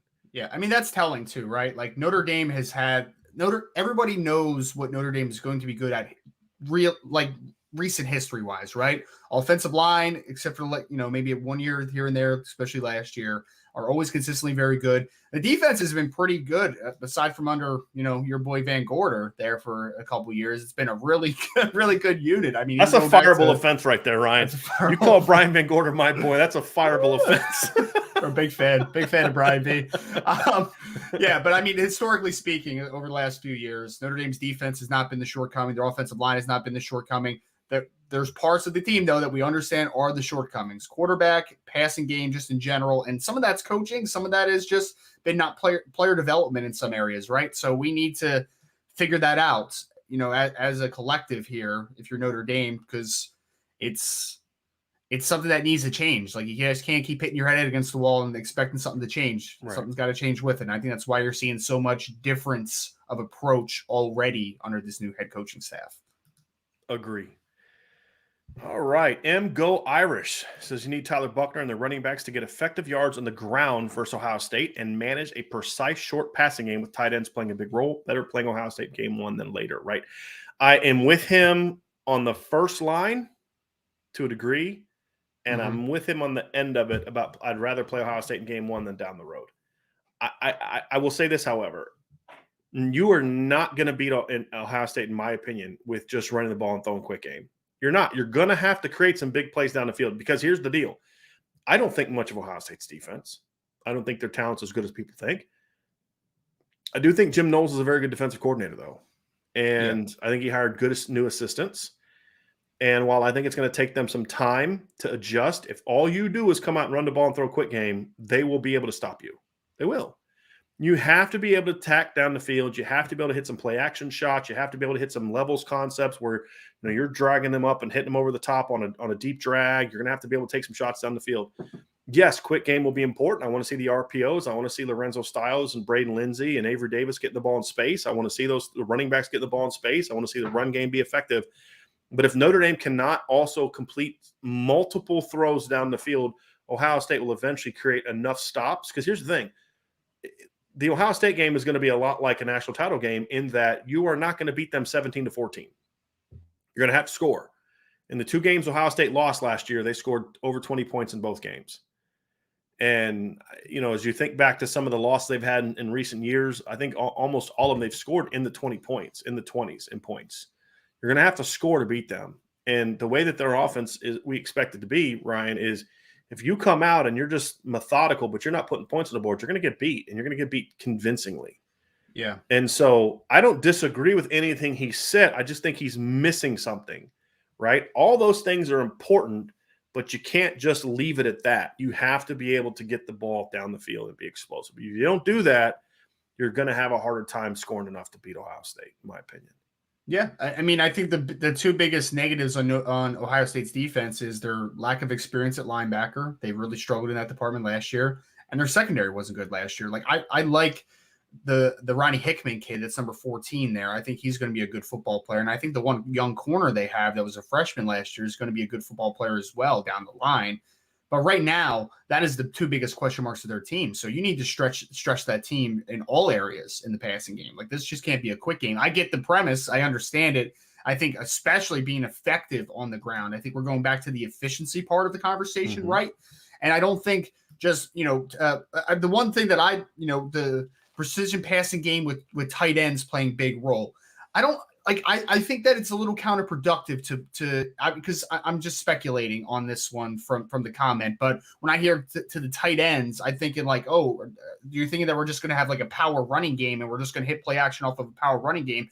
I think you need to spread this Ohio State team off, especially if you're a Tyler Buckner led team that's trying to lighten the box. I don't want to put 12 personnel in there. I want to keep it 11. I want to keep it light, and I want to keep them guessing as far as what's coming in the passing game. Heavy play action, like you said, take some shots. There needs to be an explosiveness in this offense. And I think one part, I'll take Lorenzo Styles against any corner that Ohio State has. I'll take that advantage. I'll take Michael Mayer in the passing game against any linebacker or safety that wants to cover him. I think you have. And if you can get Braden Lindsey on some stuff where you can get him off press, I'll take him in a race against any cornerback that Ohio State has as well. I'll add, and as you said, there's not a linebacker or safety on their roster that can run and cover Michael Mayer. Not a one. So sorry, back to finish up your thing. No. It was exactly what I was trying to say. Is that I think that Notre Dame's going to come into this game and people are just going to kind of assume that this is the same old Notre Dame that doesn't have game speed, that doesn't have the ability to stretch and create explosive plays. Yeah. And I don't think that's true anymore. Agreed. I think there's speed on this team, both in the backfield, playing wide receiver. And I think Michael Mayer is going to be able to be a huge mismatch against Steel Chambers or whatever linebacker wants to try to kind of take control of that, or they want to roll Ronnie Hickman down. Josh Proctor, whatever they want to end up doing. Either way, I think Notre Dame has clear advantages. It's going to be, for me, about picking your spots well and not being predictive. Let's not be a predictable offense if you're Notre Dame. And I would argue they also have a speedy quarterback as part of this too. You want space when you have that kind of kid quarterback. And I'm curious, you're not saying don't run 12 personnel. There's obviously advantages to that. And I like established line of scrimmage, but you just can't come out in 12 personnel all game like you did against Bama in the playoff game 2 years ago. Yeah. You expect to have the clock for 45 minutes against Ohio State. Because all you've done then, Ryan, is you've guaranteed that you're going to lose 24-21 instead of 45-41. That's all. Exactly. That's why I've said controlling the clock for the most part. All it does is keep your margin of defeat in a lower scoring situation. I mean, you've got to be able to create some big plays. You've got to be able to score, and that's going to be a big key. Yeah. Just just what I was trying to kind of put across. And again, I just want to reemphasize, when I saw tight ends, I'm thinking in my mind that we're saying we need to be able to run the football. We need to establish a heavy run package with multiple tight ends. I don't think that's what you need to do a lot. There's going to be spots where you have to run some 12 personnel, but for the most part, like you just said, Tyler Buckner is a quarterback where I want to spread things out a little bit. I want to create space for my players. The best offensive minds in the game, both on the college level and on the NFL level right now, understand how to manufacture space and let their players make plays in space. That's what they do now. And Tommy Rees is a disciple of some of those offensive minds, and that's why we expect. Now, I don't know what it's going to look like, but I am expecting that. I am. Here's a really interesting question, Ryan. D. Troll Hunter says, do you think Tommy Rees and Marcus Freeman need to end the quarterback competition early in the fall? No. I mean, wait, let me think. I think it depends for me. I'll answer. I'll give mine while you're thinking. Well, I was just going to say, I think that it ends when there's a clear-cut winner, right? I don't think that you need to drag it out. If Tyler Buckner is completely outproducing Drew Pyne, the first few days of camp, why are we delaying that conversation, right? I think it's really dependent on what the race looks like. I'm not going to cut it short just to give Tyler extra confidence. I'm going to give it to him if he earns it, if that makes sense. Yeah, I think there's the thought of, look, I don't see a scenario in which it's going to be what we've reported on the board all spring is that it wasn't. Tyler Buckner is clearly the better quarterback. And even early, Drew Pyne struggled, but it's kind of kicked him later. If you look at the first early reports, it was he's doing some good things. And I think what happened is that you look at a situation and it's I think the better Tyler played, the more Drew pressed. And there's two advantages to me to ending the competition early. And again, you never end a competition if there's not a clear-cut winner. And that's to Ryan's point. But if it's clear, in the first 9 to 10 practices of fall camp, if it's clear by then, if not earlier, I'm ending it for two reasons. One, the team needs to have as much time as possible of saying, hey, we got two great quarterbacks, right? That's what they'll say. I've heard guys said that. They say, oh, good. No, he's your guy, right? Here's your guy. Rally around him. They'll rally around whoever the starter is. But if it's Tyler, that's your guy. I also think it takes a lot of pressure off of Drew. And because I think the reality is I think Drew knows that he just doesn't have the physical ability that Tyler has. And I think he's pressing way too much. Like the Drew Pyne we saw in the spring is not the Drew Pyne we saw last fall. I think part is because he's pressing. I think Drew Pyne can go into a practice against Jack Cohn and say, hey, I can do what that guy can do. Right? I mean, there's no doubt in my mind. He can't go into a practice with Tyler Buckner and say, I can do what that guy can do. And I think he pressed. So I think declaring the winner early not only helps Tyler Buckner become the guy, if he is the guy that's out playing Drew Pyne. This is the premise we're working with. I think it helps Drew. And then I think that helps Drew get in a better place mentally if his number's called. Like Drew getting in a better mental place of, hey, man, here's the deal. Here's who you are. Here's what you need to do.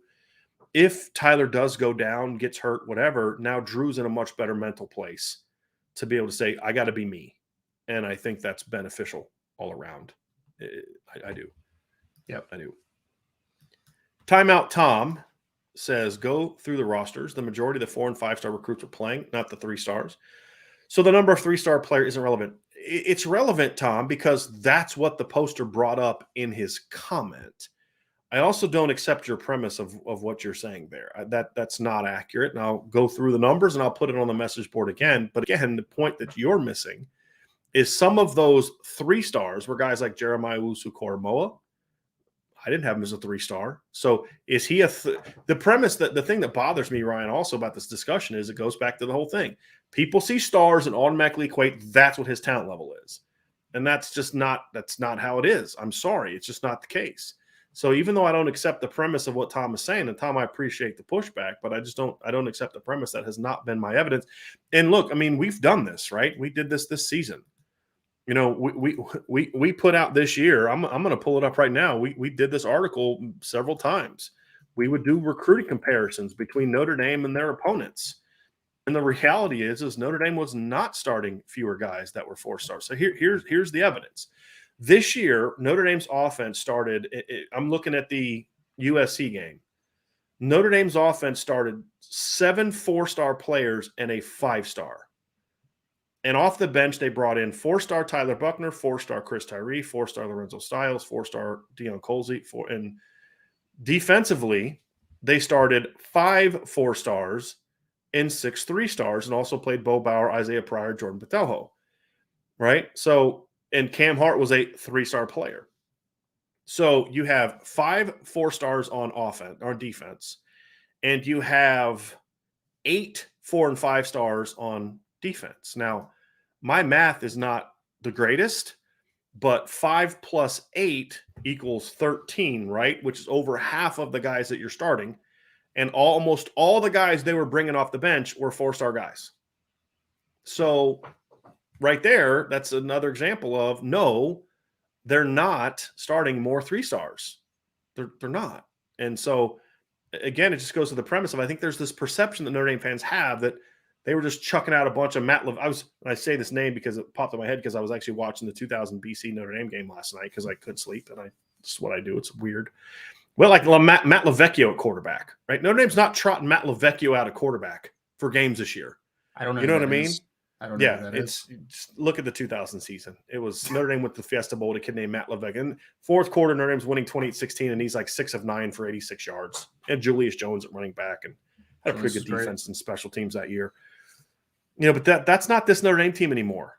They haven't been this for a few years. I've said that 2015 Notre Dame team, in my opinion, was as talented as any team in college football that year at a player level. The problem is they weren't as talented at the coaching level.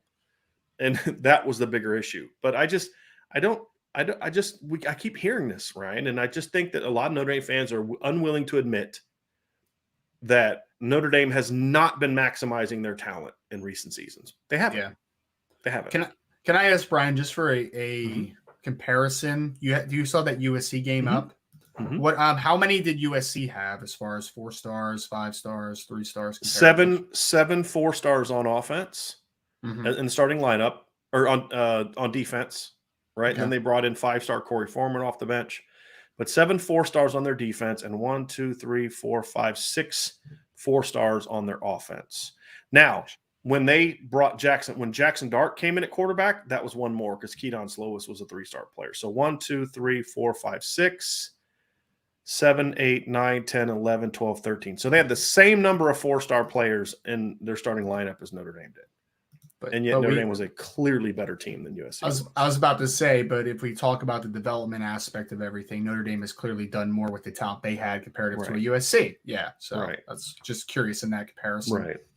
And I mean, I've done this in the past. Now, if you want to compare them to Clemson and Alabama, okay, sure. Those teams have more of those guys. But even then, you look at those teams, and it's not as different as you think it would be. And I've made this point, too. When Ohio State won a championship in 2014, everybody talked about, well, they got all these 4 and 5. 7 of their 11 starters on offense were 3-star players. That's crazy. Yeah. That was the Zeke year? Zeke went wild. JT Barrett, Cardell Jones, but then like Pat Elflein was a 3-star player. Like Devin Smith was a 3-star player. Evan Spencer was a 3-star player. Like they had a lot of 3-star players in that offense. And then you look at their defense, and they got a 5-star middle linebacker, Curtis Grant, and he was a mediocre player that went undrafted. They had a 3-star outside linebacker named Darren Lee, who was an elite first rounder. First rounder. Yeah. Right. Josh Perry was the kid that got taken in the 3rd. I think Jerome Baker went in the 2nd round, right? I'm he was a little bit later. Speedy Wills. Yeah, he was a little bit later. Yeah. But Darren Lee was a 1st-round pick. So by the Jets, another great pick. Yep. But that's just one of those things. Yeah, it's the number 20 overall pick. That's one of those things that just because a guy is ranked as a star doesn't mean he plays like that. Jeremiah Wusu-Koromo was a 3-star player. Does anyone think that he played like a 3-star player when he was at Notre Dame? Julian Love was a 3-star recruit on the 247 composite. He played like an elite 5-star player. All right. It's about how they play.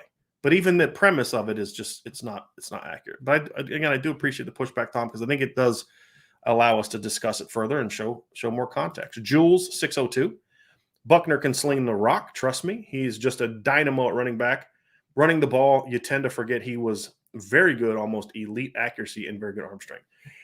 Has very good. I don't know if I'm willing to say that Tyler Buckner has shown me elite accuracy at this point, even in high school.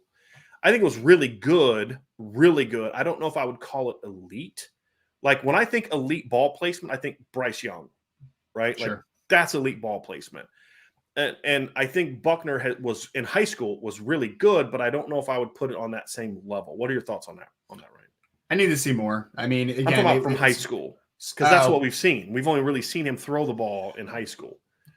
Yeah, I mean, I think it was borderline elite in high school. I mean, he was really good. Mm-hmm. Like he was a really good player in high school. So I'll say it's not quite elite, but it's close. I would say very, very good is a good context for it. I think. Yeah. Go Irish with that O-line last year. There should have been zero expectations that Tyler Buckner or Cone would excel, especially in the first half of the season. This year, the O-line will give him a much better chance to excel. I push back on that because I think that's drastically underselling the talent that Notre Dame had up front last year. I think that there are other things in this situation specifically that maybe you can place more blame on. And I think obviously coaching and development is like the big thing that you're going to push back on in that situation. But I mean, if you're going to sit here and say that Blake Fisher, I know Joel obviously didn't start the year out, but he ends up being a good player for them down the stretch. Andrew Kristofic, who was a high 4-star type of kid, really talented player. Jared Patterson was there throughout the majority of the first half of the season. You have guys like Zeke Correll that are mixing in that were, again, 4-star recruits, like good football players. I think that kind of just is Josh Lugg, who I didn't even mention. Like, I think that you're just really kind of painting a picture that there's just a lack of talent there. So I just push back on that slightly just because I don't think that the talent up front was the hindrance to the development of that offensive line. Yeah, obviously. I think Irish, if you're going to say looking back retroactively of what we know that line to have been, he's correct.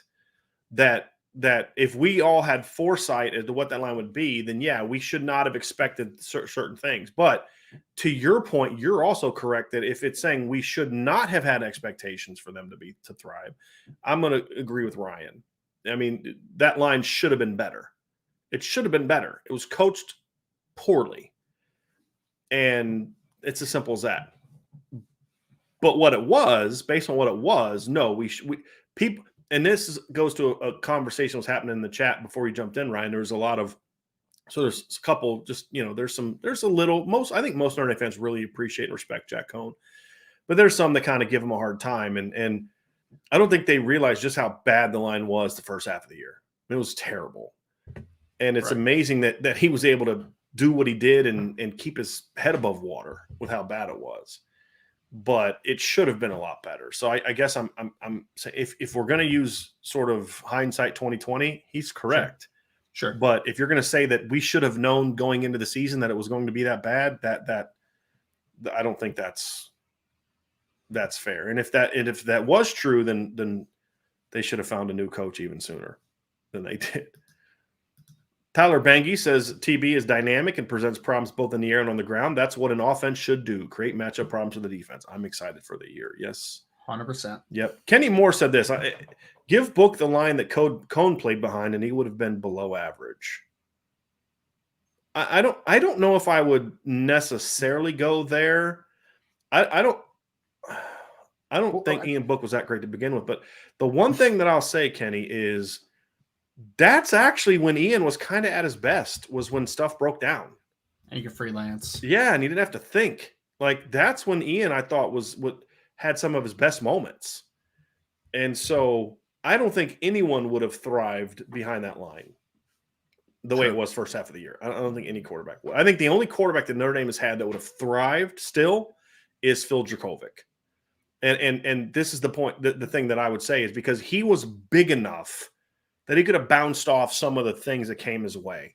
He's such a great, everything's breaking down. You've had to scramble 3 different directions, throw a 40-yard rope. You can't expect anyone else to do that. You know what I mean? Like, that's an unfair expectation. And he was 6'5", 240 pounds. Ian Book was 6 foot 205. You know what I mean? Like, Phil would have been able to hold up against that. Other quarterbacks couldn't. But I remember that play out of structure Phil had against Notre Dame a couple years ago. I remember when he scrambled to his left. I was like, oh, man. Man. And then he throws, is that the one where he threw like the 40-yard rope over top of like 2 defenders for a completion? Yep, that's the one. That's the one. Jules says Tyler Buckner plays with conviction, and that can be coached but not taught. The prima donna coach always wanted a game manager, but Tyler Buckner has the ability to do it all. Somebody else made a comment like that I think I pulled up, and I think it's a really interesting – Troy McIntosh. Troy said it seems that Brian Kelly was uncomfortable when he had dynamic talents at quarterback.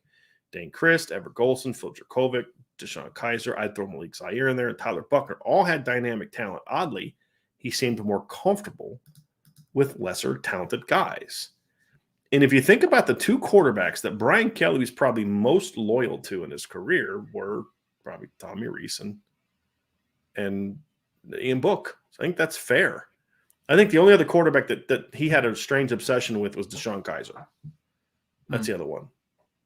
But that's because Deshaun was a passer first. Right. Deshaun could run, but Deshaun was a passer. That's interesting, though, to think about because because I was just thinking in my mind, like, I guess it's a comfortability with how they play. But, like you just said, though, Ian Book was kind of best when he was outside of structure. Right? But see, you know what it was, though, Ryan? Because in practice, if you'd ever seen Ian Book in practice, you would know exactly why Brian Kelly felt that way. Because in practice, Ian Book was a pick-you-apart machine. Because there weren't consequences, right? And now, times in practice, the nickname that I had for him in some of the practices we'd go to is, Captain Checkdown, but he would make a decision and get it out. I wish he would have thrown checkdowns that quickly in games at times, just get it out to your guys. But he was a great practice player. And and I think Brian Kelly kept wanting that. I also think Brian Kelly liked the notion of winning with a kid that was not that talented and a 3-star kid. I think it made him feel like he was superior. I believe that with all my heart. If I'm not saying that you're wrong, if that's true, though, that is just – Yep. I don't even know the word for it. I don't even know if it's a conscious thing with Brian Kelly. Ugh. It's just who he is. This is who he is. Here we go. Lucas Chapman. It's a great observation. Every team we play this upcoming season is going to need to spy on Tyler Buckner, and that automatically creates mismatches. And if they don't, then he's gonna hurt him if he plays his game. Yep. Don't disagree. Lucas also says Notre Dame is still deadly, if not more, with Tyler Buckner's quarterback. It's easy to game plan for Cone. How do you defend a guy like Tyler Buckner? I don't think that's fair. I think it's easy to game plan for Jack Cone if he doesn't have talent around him.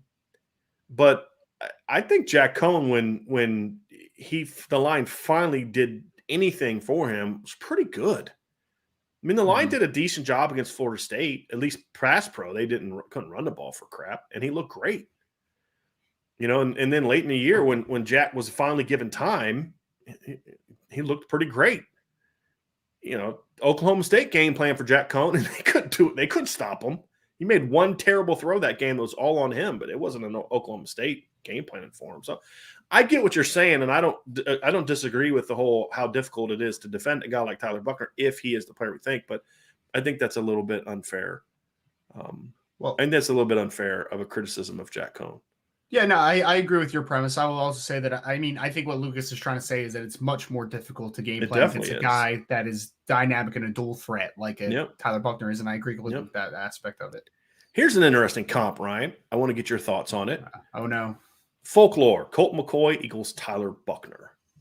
See, I just think Tyler Buckner is a better athlete than Colt McCoy. Like, Colt, just more physically gifted, I should say. Like, he has a stronger arm, too. Colt McCoy was such a tough dude, and he was a really accurate player, and he was, the rushing numbers he had, because I think he actually had okay rushing numbers for a couple of his years. He was more of a win because I'm tough and I'm kind of slippery as a runner, right? Like, he wasn't a dynamic player where he's breaking off huge explosive runs. Like, Tyler Buckner can do those types of things. So I get it where you're coming from, because the size is sort of similar, because they're both like 6'1", 215-ish type of dudes. So but even though I think that Tyler Buckner is more thick than Colt McCoy ever was, right? So I think that stylistically I get where it's going, but I just think that Tyler Buckner is a better athlete overall, just a better talent in general. Colt McCoy in 07, 08, and 09 rushed for 492, 561, and 348. Yep. So you're right. See, where I think people get that comp. I think there's two things that cause people to make that comp. Number one is, and I think they're both complementary. Number one is similar builds, although I think Tyler's thicker. Sure. Than Colt was. I think the other thing too is Colt was just a playmaker. Sure was. Like, that physical skill set is different. You nailed the differences in physicality. But Colt just had that it to him in college. And if Tyler Buckner has that, then Notre Dame is going to be really good the next few years. Because that's the thing. He could run around, he could scramble. Like, he wasn't sexy. You're like, how's this kid making these many plays? And he just would run and he would throw and he would do all these different things. And he wasn't a runner the way that Tyler Buckner can be. But I think there's a perception that he was a runner because he would always make a big play with his legs when it was needed. So if you were only watched him on highlights on SportsCenter, you'd see him making these plays with his legs. Now, what you didn't know is those are the only two runs he had all game. But but they were money. They were clutch. Big moments. Yeah, yes. Right. And that's what I loved about Colt McCoy. He was one of the least, him and Danny Warfel were probably the two least talented, great college quarterbacks I've seen in my life. Right? Like, just winners, just great. Colt was a great college player, mediocre talent when you compare it to other top players. Kid's just a winner. He's just a winner. And I loved watching that kid play. And that's why, Ryan, I will take this to my grave. You'll probably disagree with me, maybe not. If Colt McCoy doesn't get hurt in the national championship game in 2009, Alabama loses to Texas. Garrett Gilbert kept him in the game after that, right? They Garrett were up Gilbert 6-0 when Colt went out. Yeah. Right. Yeah, and even with right. And Alabama, to your point, Alabama pulled that game away late. Yes. It like, to your point about that, the final score was not close. I think it was I'm trying to look it up here. Give me a second. I'm pulling it up. The final score was 37-21. It was a closer game than that. Yes. They were up Alabama Alabama went up 24-6, right, in the second quarter. It was 6-0 when he went out. And they went up 24-6, and then Texas came back. And once, again, they went into halftime. They were able to kind of make some adjustments with Colt out.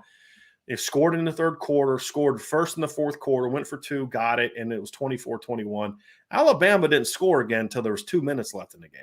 And then they put on 2 touchdowns at the end of the game. So He was able to get him back in the game. And then one of Alabama's touchdowns was a pick six with 3. If you remember that, it was 17-6.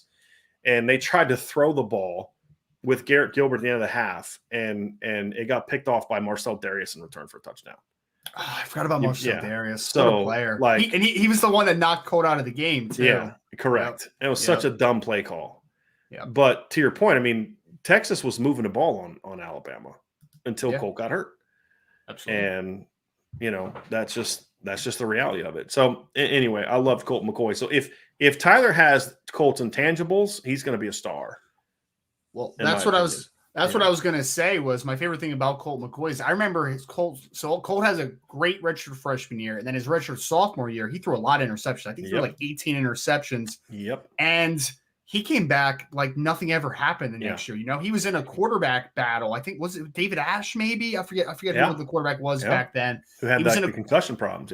Yeah, he was literally in a quarterback battle, and people were like, "Oh, he's going to lose his job," type of thing. And he came back, and he had one of the better 2-year stretches that I've ever seen a quarterback have on the college level. So mental toughness was the biggest thing for Colt McCoy. 29-7. He was 29 touchdowns and 7 interceptions in his first year as a starter with a 161 quarterback, 8.8 quarterback rating, which is very, very good. And then the next year he comes out and he throws for over 3,000 yards, but he throws 18 interceptions and 22 touchdowns.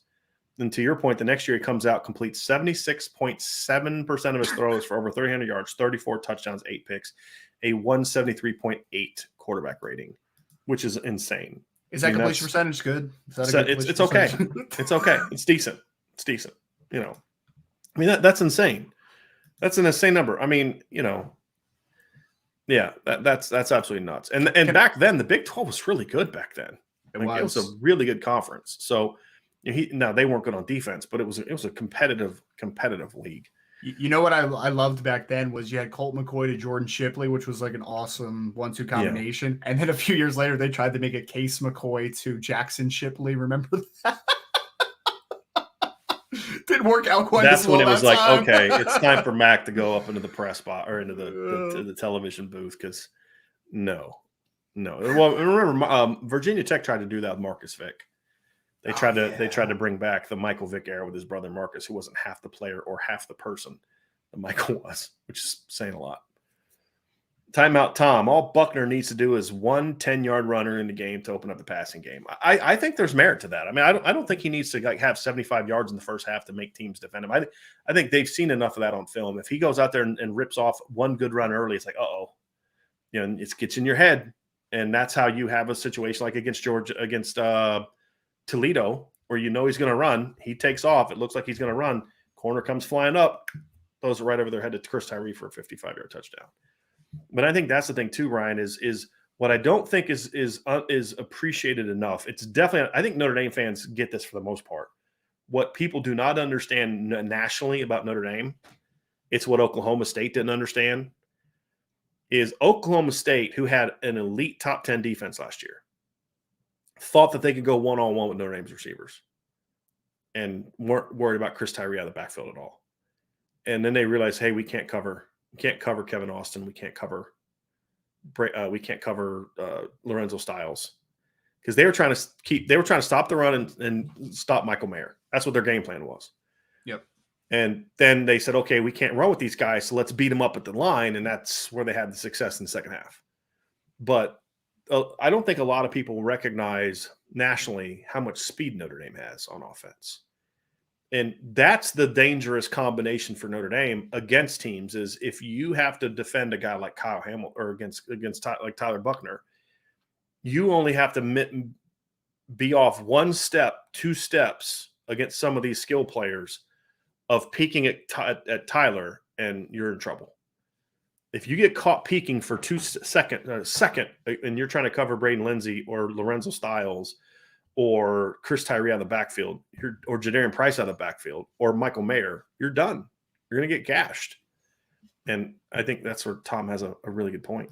And as soon as you get gashed, then you start overcompensating against the pass, and then that's when Tyler Buckner gets a step on you and he's out of there. Right. Or a running back. That's when you drop 8 on the 3rd and 10 and Tyler takes off running and converts the chains with his feet. So frustrating. So frustrating as a defensive player. Yep.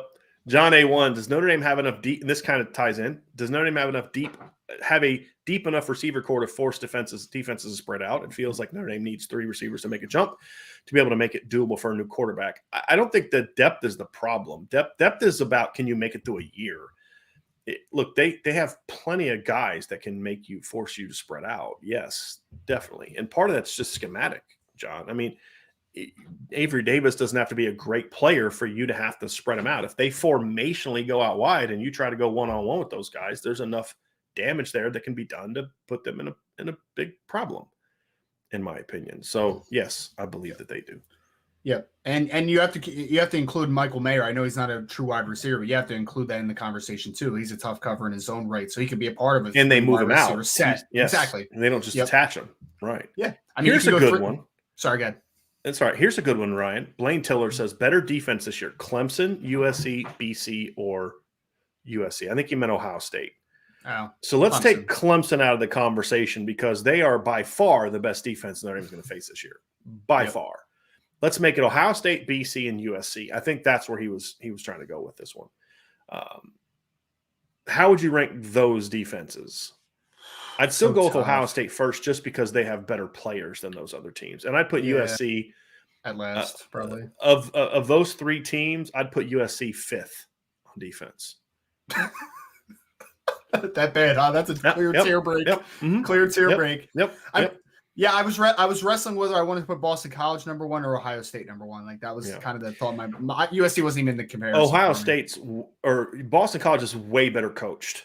Way better coached. They just don't have players on defense from what I can see. They just don't have great talent. Those kids play hard and they're extremely well coached. They don't have players. And that was the problem they had 2 years ago. They were really well coached 2 years ago too, and they just couldn't stop Notre Dame because Notre Dame has way better players. And that's the issue. So if I'm going to be more concerned, I'm going to be more concerned about the team that, is this the game that Zach Harrison goes off? Is this the game that JT whatever goes off? Is this the game Jack Sawyer breaks out? Right? That's why I get a little bit more concerned about a team like Ohio State because they do have talent. They don't have the talent that they used to have. They do have talent where BC's incredibly well coached. It's just Notre Dame's at a point now where I just don't get worried about well-coached teams that don't have good players anymore. Just game may be closer than you think, but you're still not going to win. I get nervous about the talented team that puts it all together for one game. That's where I get nervous. I don't know if you agree or disagree with that. No, I don't disagree. That's why I was kind of wrestling with that conversation. USC is going to be a weird team. I don't know what to expect from them defensively because, I mean, they have the Shane Lee kid transferred from Alabama. He's played some football at linebacker. I don't know how, he played as a freshman when Dylan Moses got hurt. So, we'll see what he does transferring over there. Corey Foreman was a high 5-star type of kid. Maybe he takes a step. There's a couple of names to keep an eye on, but is Alex Grinch their defensive coordinator? Did he come over from Oklahoma? Yeah. Yeah, I just don't like that, man. That's organized chaos, and I'm not a fan of it. I'm not a big fan of what he's done, to be completely honest with you. His best job he ever did was at Washington State. Still. Yeah, and they were just using undersized defensive linemen and just one-gapping and just giving weird blitz looks, and it's just not technically sound defense. Yeah. Yep. And I don't think Lincoln Riley's ever shown any thought that, hey, we have to be good on defense. And here's the thing about here's the thing. I'm going to show this, Ryan, because I'm like, okay, did the Broncos do nothing but draft Oklahoma defensive players? Oh, no. I was looking. I'm like, Oklahoma had a lot of dudes get drafted this year from their defense. They had a 2nd-round pick at linebacker, a 3rd-round pick at linebacker, a 4th-round pick at the defensive tackle, a 5th-round pick at defensive back, and a 7th-round pick at defensive line. And their defense sucked. And their defensive lineman, who was the best player on their team, Isaiah Thomas, was the 7th-round pick. It didn't make any sense. It was very weird. That was a team that gave up 25.8 points per game last year. They had 3 defensive linemen get picked last year. All had over 10 tackles for loss, and they still gave up a ton of points and yards. And that's a lot of it has to do with the fact that I'm just not overly impressed with Alex Grinch as a defensive coordinator. You had 5 NFL draft picks on your defense, and your defense sucked. Yep. So here's the deal. He's going to go to USC and be like, dude, our guys are not as good as what I just had at Oklahoma on defense. That's a fact. The talent level top to bottom at USC this year is not going to be as good as it was at Oklahoma when he left it. It's not. It's not. So, and arguably the best coach he had stayed at Oklahoma. Bill Bedenbaugh, the offensive line coach. All right. That's where he's going to have a real big wake-up call. He's like, wow, I've had some pretty good offensive lines the last 6 or 7 years, and these guys suck. Tyler Bangy, Ryan, I asked a question regarding college O-linemen and the perception that they are not technically ready for the NFL because of spread offenses. You said you would like to discuss that further. So why is that perception there? I mean, I think that's an individual by individual basis. Like not every college runs the same offense. So there are teams, like I can tell you, if you're getting an offensive lineman from Iowa traditionally or Notre Dame traditionally, you're going to expect a pretty good floor as far as being technically sound early on in his career. Like I guarantee that Tampa Bay saw Robert Hainsey the first day and was like, oh, cool. We don't have to push that envelope too far. But I think that there are always going to be, I mean, my biggest quarrel with projecting players is when they're coming from an air raid system in college, where we're talking about the Andre Dillards of the world. We're talking about Abraham Lucas that just came out of Washington State, just because they're not even, traditionally speaking, with the splits that they play with as well, they're not taking a traditional pass set. Like, you can call it a bastardized 45-degree set if you want to, but even then, it's not a traditional pass set. Because I think people have this perception that these guys come out of this passing offense and they're like, oh man, they're ready-made pass protectors. That's not always true. It's not, because they just don't understand angles properly in a traditional vertical set or a real 45-degree set because of those splits. They basically create angles with those splits, which is fine. And then in the run game, they just are so underutilized in the run game. I mean, like they think a draw is a run play, a traditional run play. Like it's bad. So your issue is more of air raids, not spreads. Oh, 100%. 100%. Right. I think that there's spread teams that coach offensive line well. Like Notre Dame is kind of a pro style spread, and traditionally, they can. Yeah.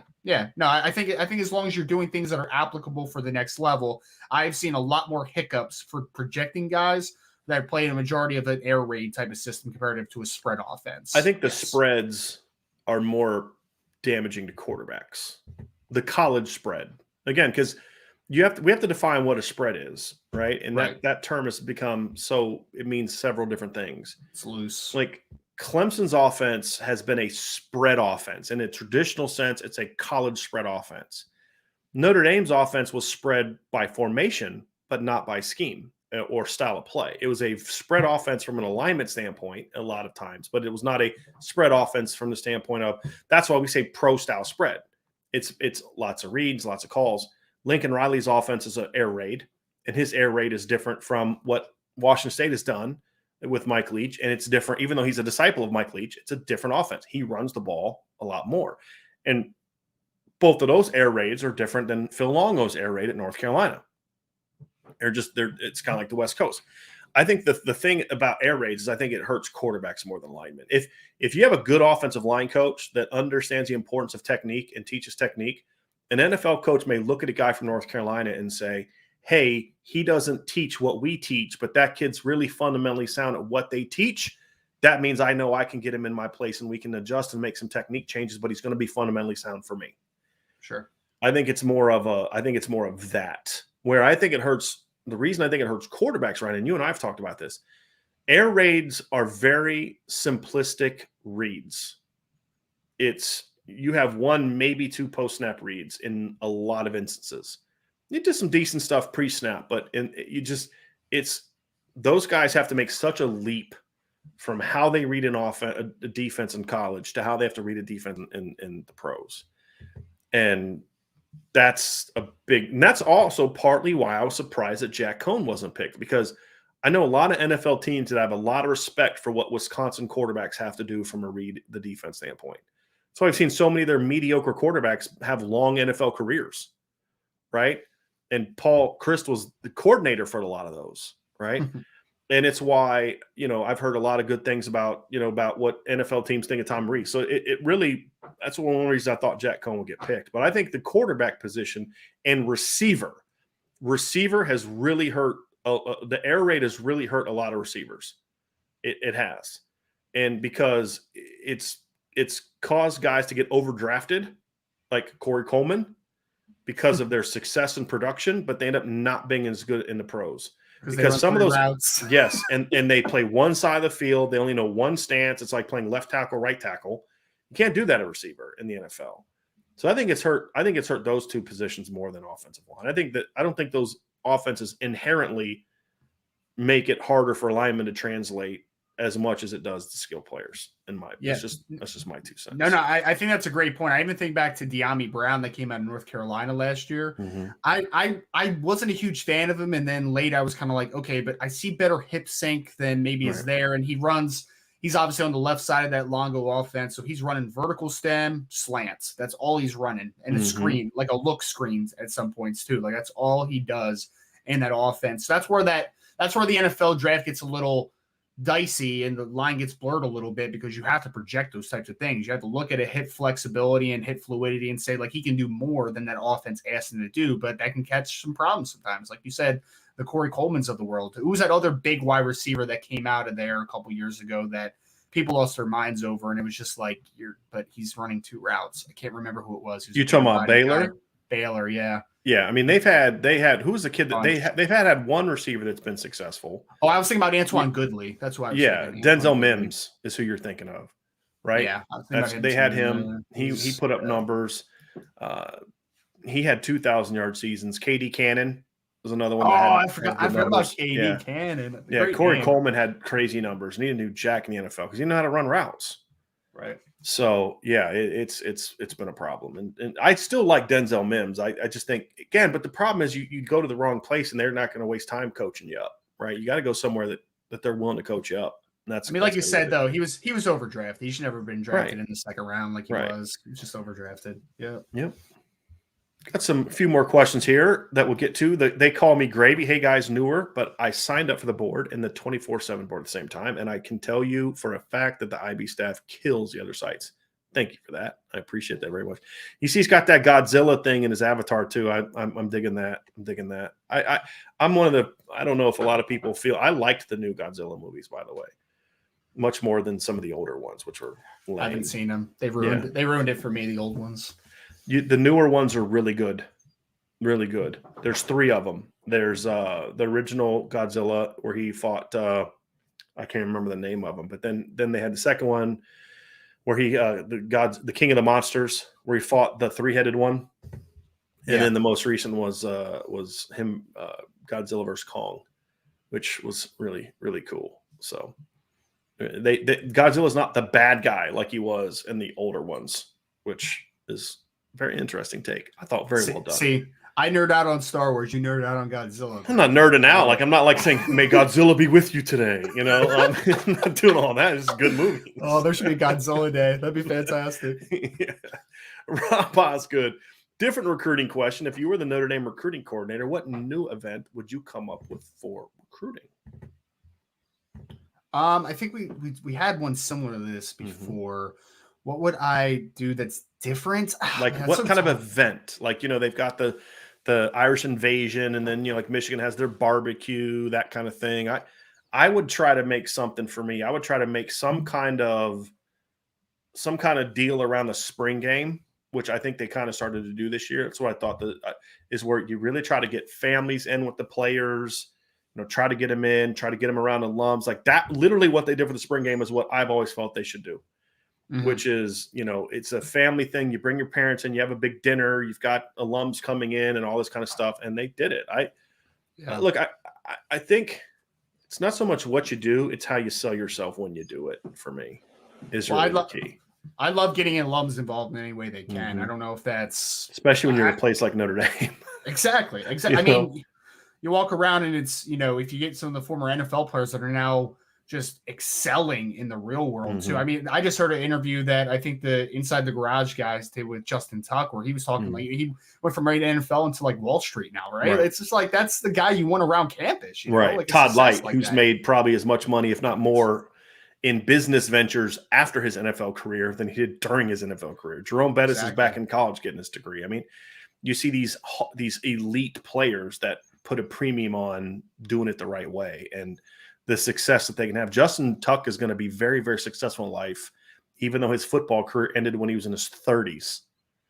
You know, I mean, I mean, most guys aren't Tom Brady and they play into their 40s, right? I mean, like Andrew Whitworth is considered super old for an offensive lineman. What's he, like 37? Well, Something like that? He hit 40 Did he hit 40 this 40. year? Okay. Yeah. When was the last time that happened? It's been a minute. You know what I mean? It never happened in the playoffs, I don't think. He was the oldest offensive lineman ever, I think, in the playoffs. Yeah, so. It's a little nuts. All right, got some more questions here. Here's one, nothing personal. He said, since Jurkovec has come up here already, I wonder if you guys knew anything about why he transferred. I assumed it was for playing time, but it seems like he should have won the job if he was good enough. I don't really care to get into that on the message board. It's not, on the show. It's just a longer story. Some of the stuff I don't really want out publicly, but I did put something on the message board the other day about this. So if you're on the message board, you can check it out. But I can assure you with 100% certainty that Phil Jurkovec's decision to transfer had nothing to do with playing time. So, and you can't win a job if you're not given the opportunity to win a job. So, Michael Parks, Tom Reese, offensive OC, offensive line wizard, Harry Heastan, young Jedi, Stuckey at wide receiver, Han Solo, running back coach, McCullough, oh yeah, plus Baca, Michael Mayer. That sounds like 40-plus points. Somebody was really fired up about the May the 4th be with you earlier. My wife did that to me. So I explained to her like Cinco de Mayo, and I was like, yeah, and yesterday was, and she just looks at me, she goes, May the 4th be with you. Like she was trying to do some like Jedi mind trick on me. I was like, okay, I'm walking out of the room right now. Michael, respect. I love that comment. I love that. I watched Star Wars yesterday. I watched Return of the Jedi yesterday. So, Lucas Chapman, regarding the earlier question from Rob Mosca, Lucas says, I would do exactly what the recruiting coordinator is doing now. That's why it was so tough to answer, Lucas. It was so tough because I'm like, man. 2 years ago, this answer would have been a lot easier. We would have had a lot of ideas popping, right? What would I do to improve upon their number one ranked class? Let me see here. Exactly. I mean, that should have been my answer. I want to do anything that Chad Bowden's doing right now. That's my answer. Yeah. I may have something where I bring in some really wealthy donors and really, really wealthy people to explain during a recruiting visit about that type of thing without it being like an illegal, hey, here's what you offer. But hey, look, here's, guys, explain to these kids, hey, you can take this money now, but like, here's what I think. I've had several businessmen that are associated with Notre Dame. It's like, boy, we could just explain to kids, that yeah, $2 million now may be big, but here's how we can make you 20. You know what I mean? And it's hard for Marcus Freeman and them can't really do that. It's not legal for them to explain that in the way that the businessmen can. So I don't know if it's not so much NIL. I don't know how you could format that to where it'd be legal. That's why I didn't want to bring it up. But there's got to be some way that you connect them with these guys to explain to them, like, here's the advantages that come with you. Michael Moore says, I think Tobias Merriweather is by far the most important freshman this year as far as need. Who would you pick? Who would you and Ryan pick? So I'll give you first crack at that, Ryan. What freshman? Let's go offense. Let's just go freshman at all. What freshman is most important this year? I'm going to be honest with you. I have a hard time going against what Michael said. Yeah, no, that's why it's tough because I think Tobias is the guy, especially if there's any more injuries at wide receiver. Like the depth is going to take. I mean, that would just be massive from a depth perspective. So I agree with you. The only other position I was thinking about is maybe a corner, maybe one. Yeah, I was thinking about Benjamin Morrison or Jaden Mickey. Yeah. That's the only other position that popped in my head, honestly. Like Mickey obviously got the jump start with being in for the spring, but maybe Morrison comes and he's just too good not to play, in the fall. Right. That's something I was thinking of. But again, I don't think that's a need as much as I think they need to get better there. I think receiver, I think that like if one guy gets hurt, two guys get hurt, you're in trouble. A couple guys get hurt at corner, you still got some other kids that can play. Sure. So, but yeah, I think those are the two I think of. Like Tyson Ford and Aiden Gobai are very talented players. They don't need them to play this year. Notre Dame signed. Yeah, go ahead. Punter McPherson. Oh, yeah, there you go. Just by the result that he's the one. There right? you go. I'm going to go ahead and say no to that one, but I still think they should ban kickers and punters. But I'm trying to think here. Like linebackers, Notre Dame signed the best linebacker class in the country, in my opinion. They don't need them to play this year. If they beat people out, great. They don't need them to play. O-line class, they don't need them to play. Jadarian Price could have a breakout year, but they don't need him to have a breakout year, at least as of right now. If one more guy goes down, that conversation is going to change quickly. But as of right now, I think they're good. I think they're good there. Now, that doesn't mean he won't play. He could beat somebody out. It's not needed. They need Tobias Merriweather to play. Kirk Swint, I hope I'm saying that right, Kirk, with a super chat. It's way too early. It's way early, but initial thoughts on if Notre Dame's if Notre Dame, that's a better chance at a championship with Tyler Buckner in 2022 or 2023.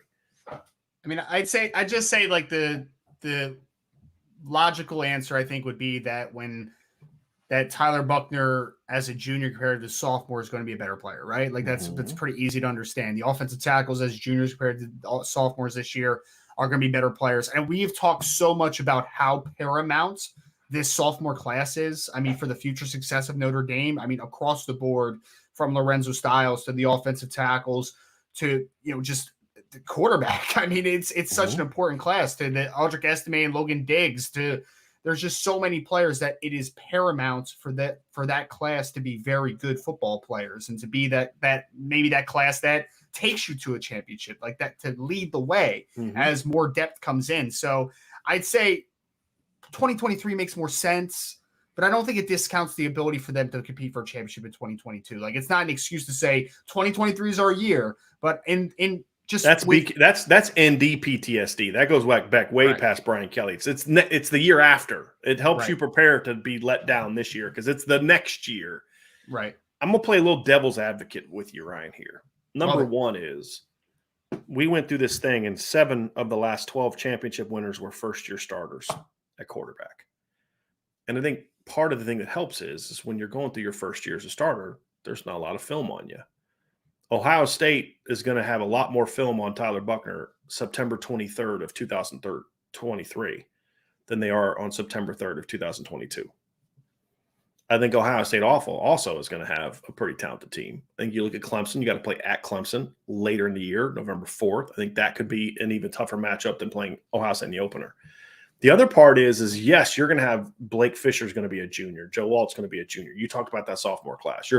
In my opinion, if things go the way they think, they're going to be bringing in one of the 2 to 3 best classes in the country as freshmen in 2023. But you're also going to lose Jared Patterson. You're not going to have Michael Mayer. You're not going to have Isaiah Foskey. You're not going to have Eddie Molas. You may not have Brandon Joseph. You may not have Cam Hart. And so that's why I say I think Notre Dame's best opportunity to win a championship is the next one, the upcoming opportunity. And so I don't want to get into the whole, well, this is the year we're okay with them dropping a couple games because next year, you keep playing that next year game and you're going to keep finding yourself having reasons for why you're not as good. They don't win it 2023. It's because we were young, right? I mean, we were young. We had a great freshman class. No, it's 2024. That's the year now, right? And it's like, okay, well, in 2024, you got to play at Texas A&M. You know what I mean? You got to play Miami. You got to play at USC. That's going to be year 3. You got Florida State at home. They're going to be better. I mean, we can play this game all day long, right?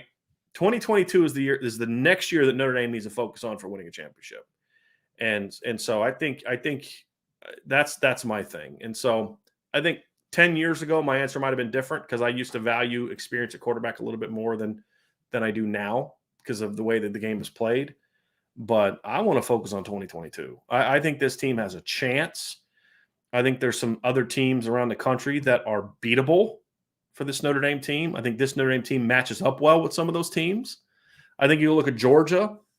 One thing, man, they got 15 guys drafted. Hey, look what happened to LSU when they lost 14 dudes and some coaches the next year, right? Now, I don't think they're going to fall as far as LSU did, but you're not going to be the same team. And let's be honest, as I said before, in their last 3 games, Georgia got their butts kicked by Alabama and should have lost the second time if not for Alabama missing.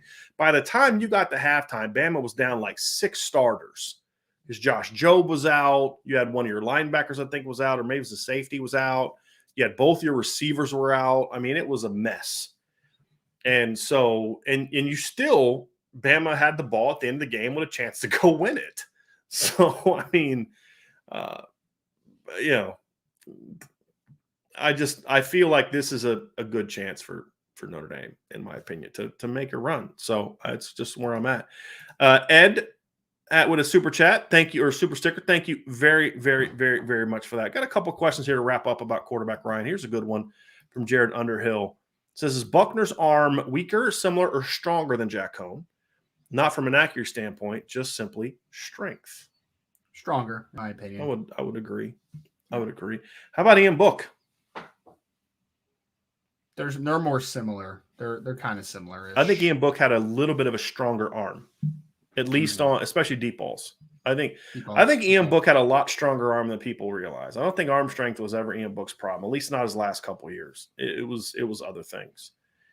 You can't show arm strength when you don't throw it. Ian Johnston, how would you compare Bryce Young's athleticism to Dante Moore? You want me to start this one? Yeah. Recruiting question, man. You're the recruiting director. It is. That's a good point. I actually think that Dante is a little more straight line fast than Bryce Young. I don't know if this is like a hot take, but I think he's a little more straight line fast. I think Bryce might be a little bouncier, a little quicker, right? Like I think he may change his direction a little better, but I think Dante's a little more straight line fast, I would say. I think Dante's the better athlete. I don't think Bryce Young is super athletic. He's a decent athlete, but he's not.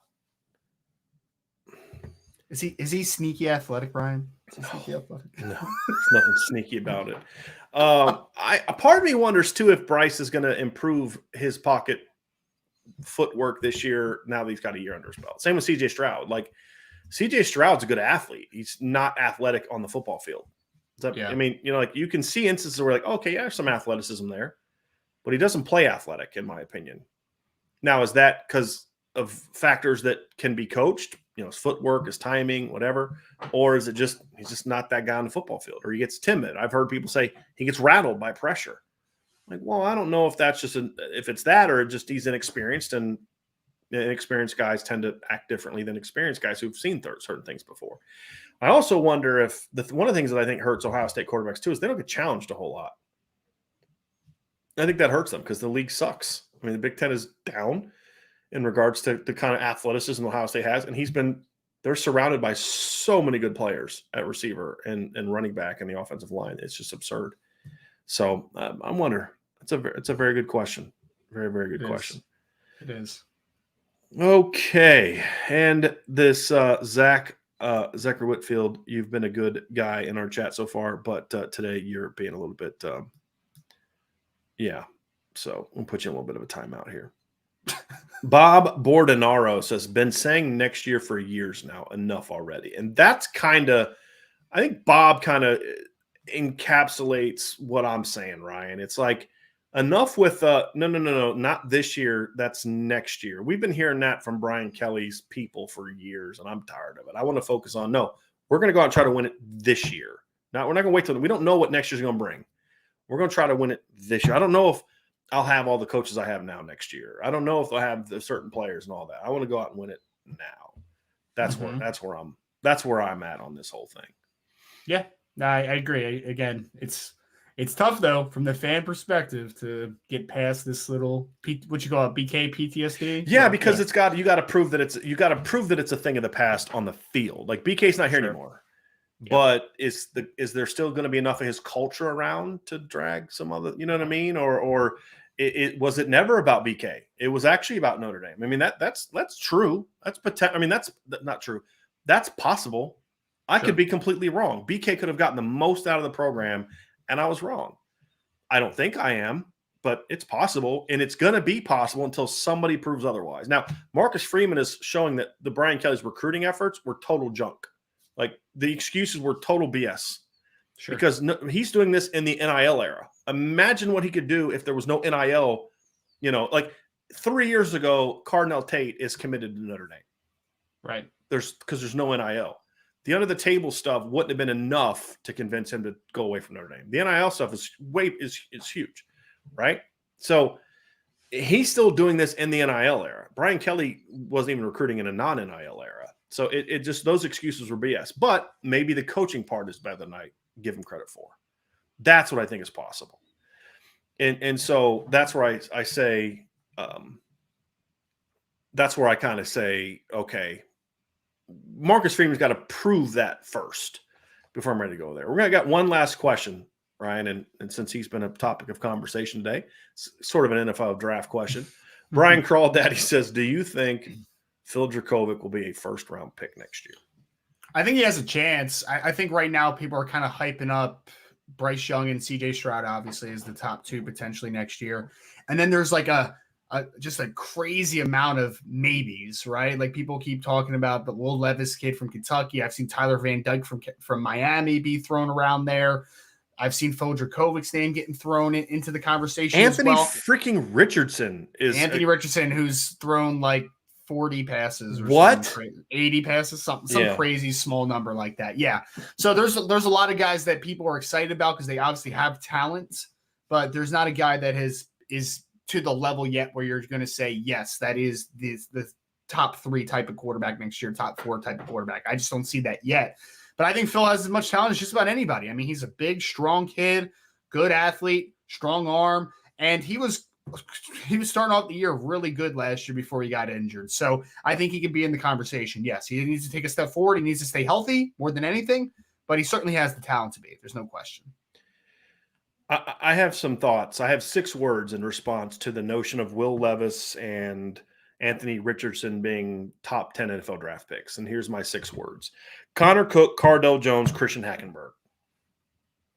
That's exactly what people were saying about them coming into their last years. I'll give you 2. I'll give you 2 words. I'll give you 2. Emory Jones. Yeah. Was he a guy that people were mocking as a first-round pick? He was in several Pro Football Focus mock drafts last year. Like, if you're looking at Will Levis and thinking he's a top 5 pick, Connor Cook, Cardell Jones, Christian Hackenberg. You remember that year? I think it was McShay. I think it might have been Tom McShay. And you know that, like, that's what happens too. Is like somebody puts a guy in, well, I don't want to be the guy that doesn't have this guy that somebody else has, a quarterback, you know. And there's groupthink that comes with these things. You know that, Ryan. You're in that industry. But it's like I remember when McShay put out a mock draft, and I believe he had Hackenberg. I don't know if he was in the top 10. He was definitely in the first round. But he had a mock draft that had Cardell Jones and Connor Cook in the top 10. I think top 5. Yeah. And it's just like, I remember a time like, yeah, okay, that's interesting. Like, okay, I think Connor Cook's a really good college quarterback, but dude ain't a top 5 pick. And none of those guys even sniffed didn't actually Hackenberg go the highest of all of them? Or am I thinking he went second round? I know Cook went 4th. I can't remember where Jones went. Went, yeah. But and I remember when wasn't it the Jets that drafted Christian Hackenberg? Yes. And when he got picked in the second round, there's a lot of people like, wait, what? Yeah, Cardell Jones is also a 4th round pick, by the way. Yeah, and Cook went in the 4th round to the Raiders, I remember. And Jones was Bill drafted him, I think. I believe Cordell? So. Yes, let me see here. Yes, Buffalo Bills. Got it, yep. And in 16, 17, 18, 19, and 20, in 4 years, he played with 3 different teams. So the Bills drafted him in the 4th round, and he was gone after a year. I think Cardell was in the AAF as well. Yeah, he was in. Is that the one with like the It was American Alliance or something. Yeah, he was the DC Defenders. Yeah. Yes, I do remember him doing that. And that's the league I thought had a chance. If it wasn't for COVID, that's the thing I think that's the league I thought had a chance. Yeah, that was a fun league to watch. Their numbers actually weren't that bad as far as viewership because they weren't fighting against the NFL because they were playing in the spring. It was a good idea. Yeah, I agree. Right. Yeah, see, Connor Cook he played 16, 17, 18, 19. He played also for 16, 17, 18. He played 4 years in the NFL with 4 different teams. Was also with the Houston Roughnecks. He threw a grand total of 21 NFL passes. So, yes. So, I just look at some of these and I'm just like, guys, come on. Is that bad? Is that bad, 21 passes? It's not a lot. It's not a lot. So, so Zachary Whitfield asked a question. Look, here's the deal. We have no problem with people from other fan groups coming into our chat. We have one of our favorite people is Ladarius Martin, who comes in here. He's an Alabama fan. We have a Michigan fan who's been coming in here lately. We have people all the time. You come in here and you can talk about USC. We've allowed you to talk a lot about USC. But when you start trash talking and we're going to beat y'all, and you know at that point in time, you're just trying to pick a fight. And that's not what we're going to allow. Right. So have some fun, but you kind of cross the line. Okay. So Don't do that, and you'll be allowed to stay here. But come in here looking to pick a fight, and sorry, man, we're just not gonna allow that to happen. So anyway, so that, Ryan, is today's show. It was a good show. A lot of good conversation to talk about. Anytime we talk about quarterback play, it's going to be a good one.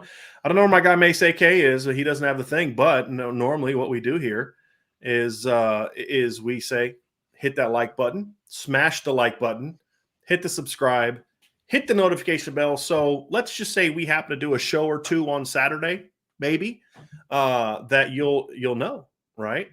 And so we may have an extra show or two on Saturday. We'll find out. Not two. We're planning on maybe doing one. We might have a second one for some reason, is what I'm saying. So you may need to be known if you're out and about and we're going to have a show. You hit that notification bell, bam, it pops up. Hey, they're doing a show. I should probably watch.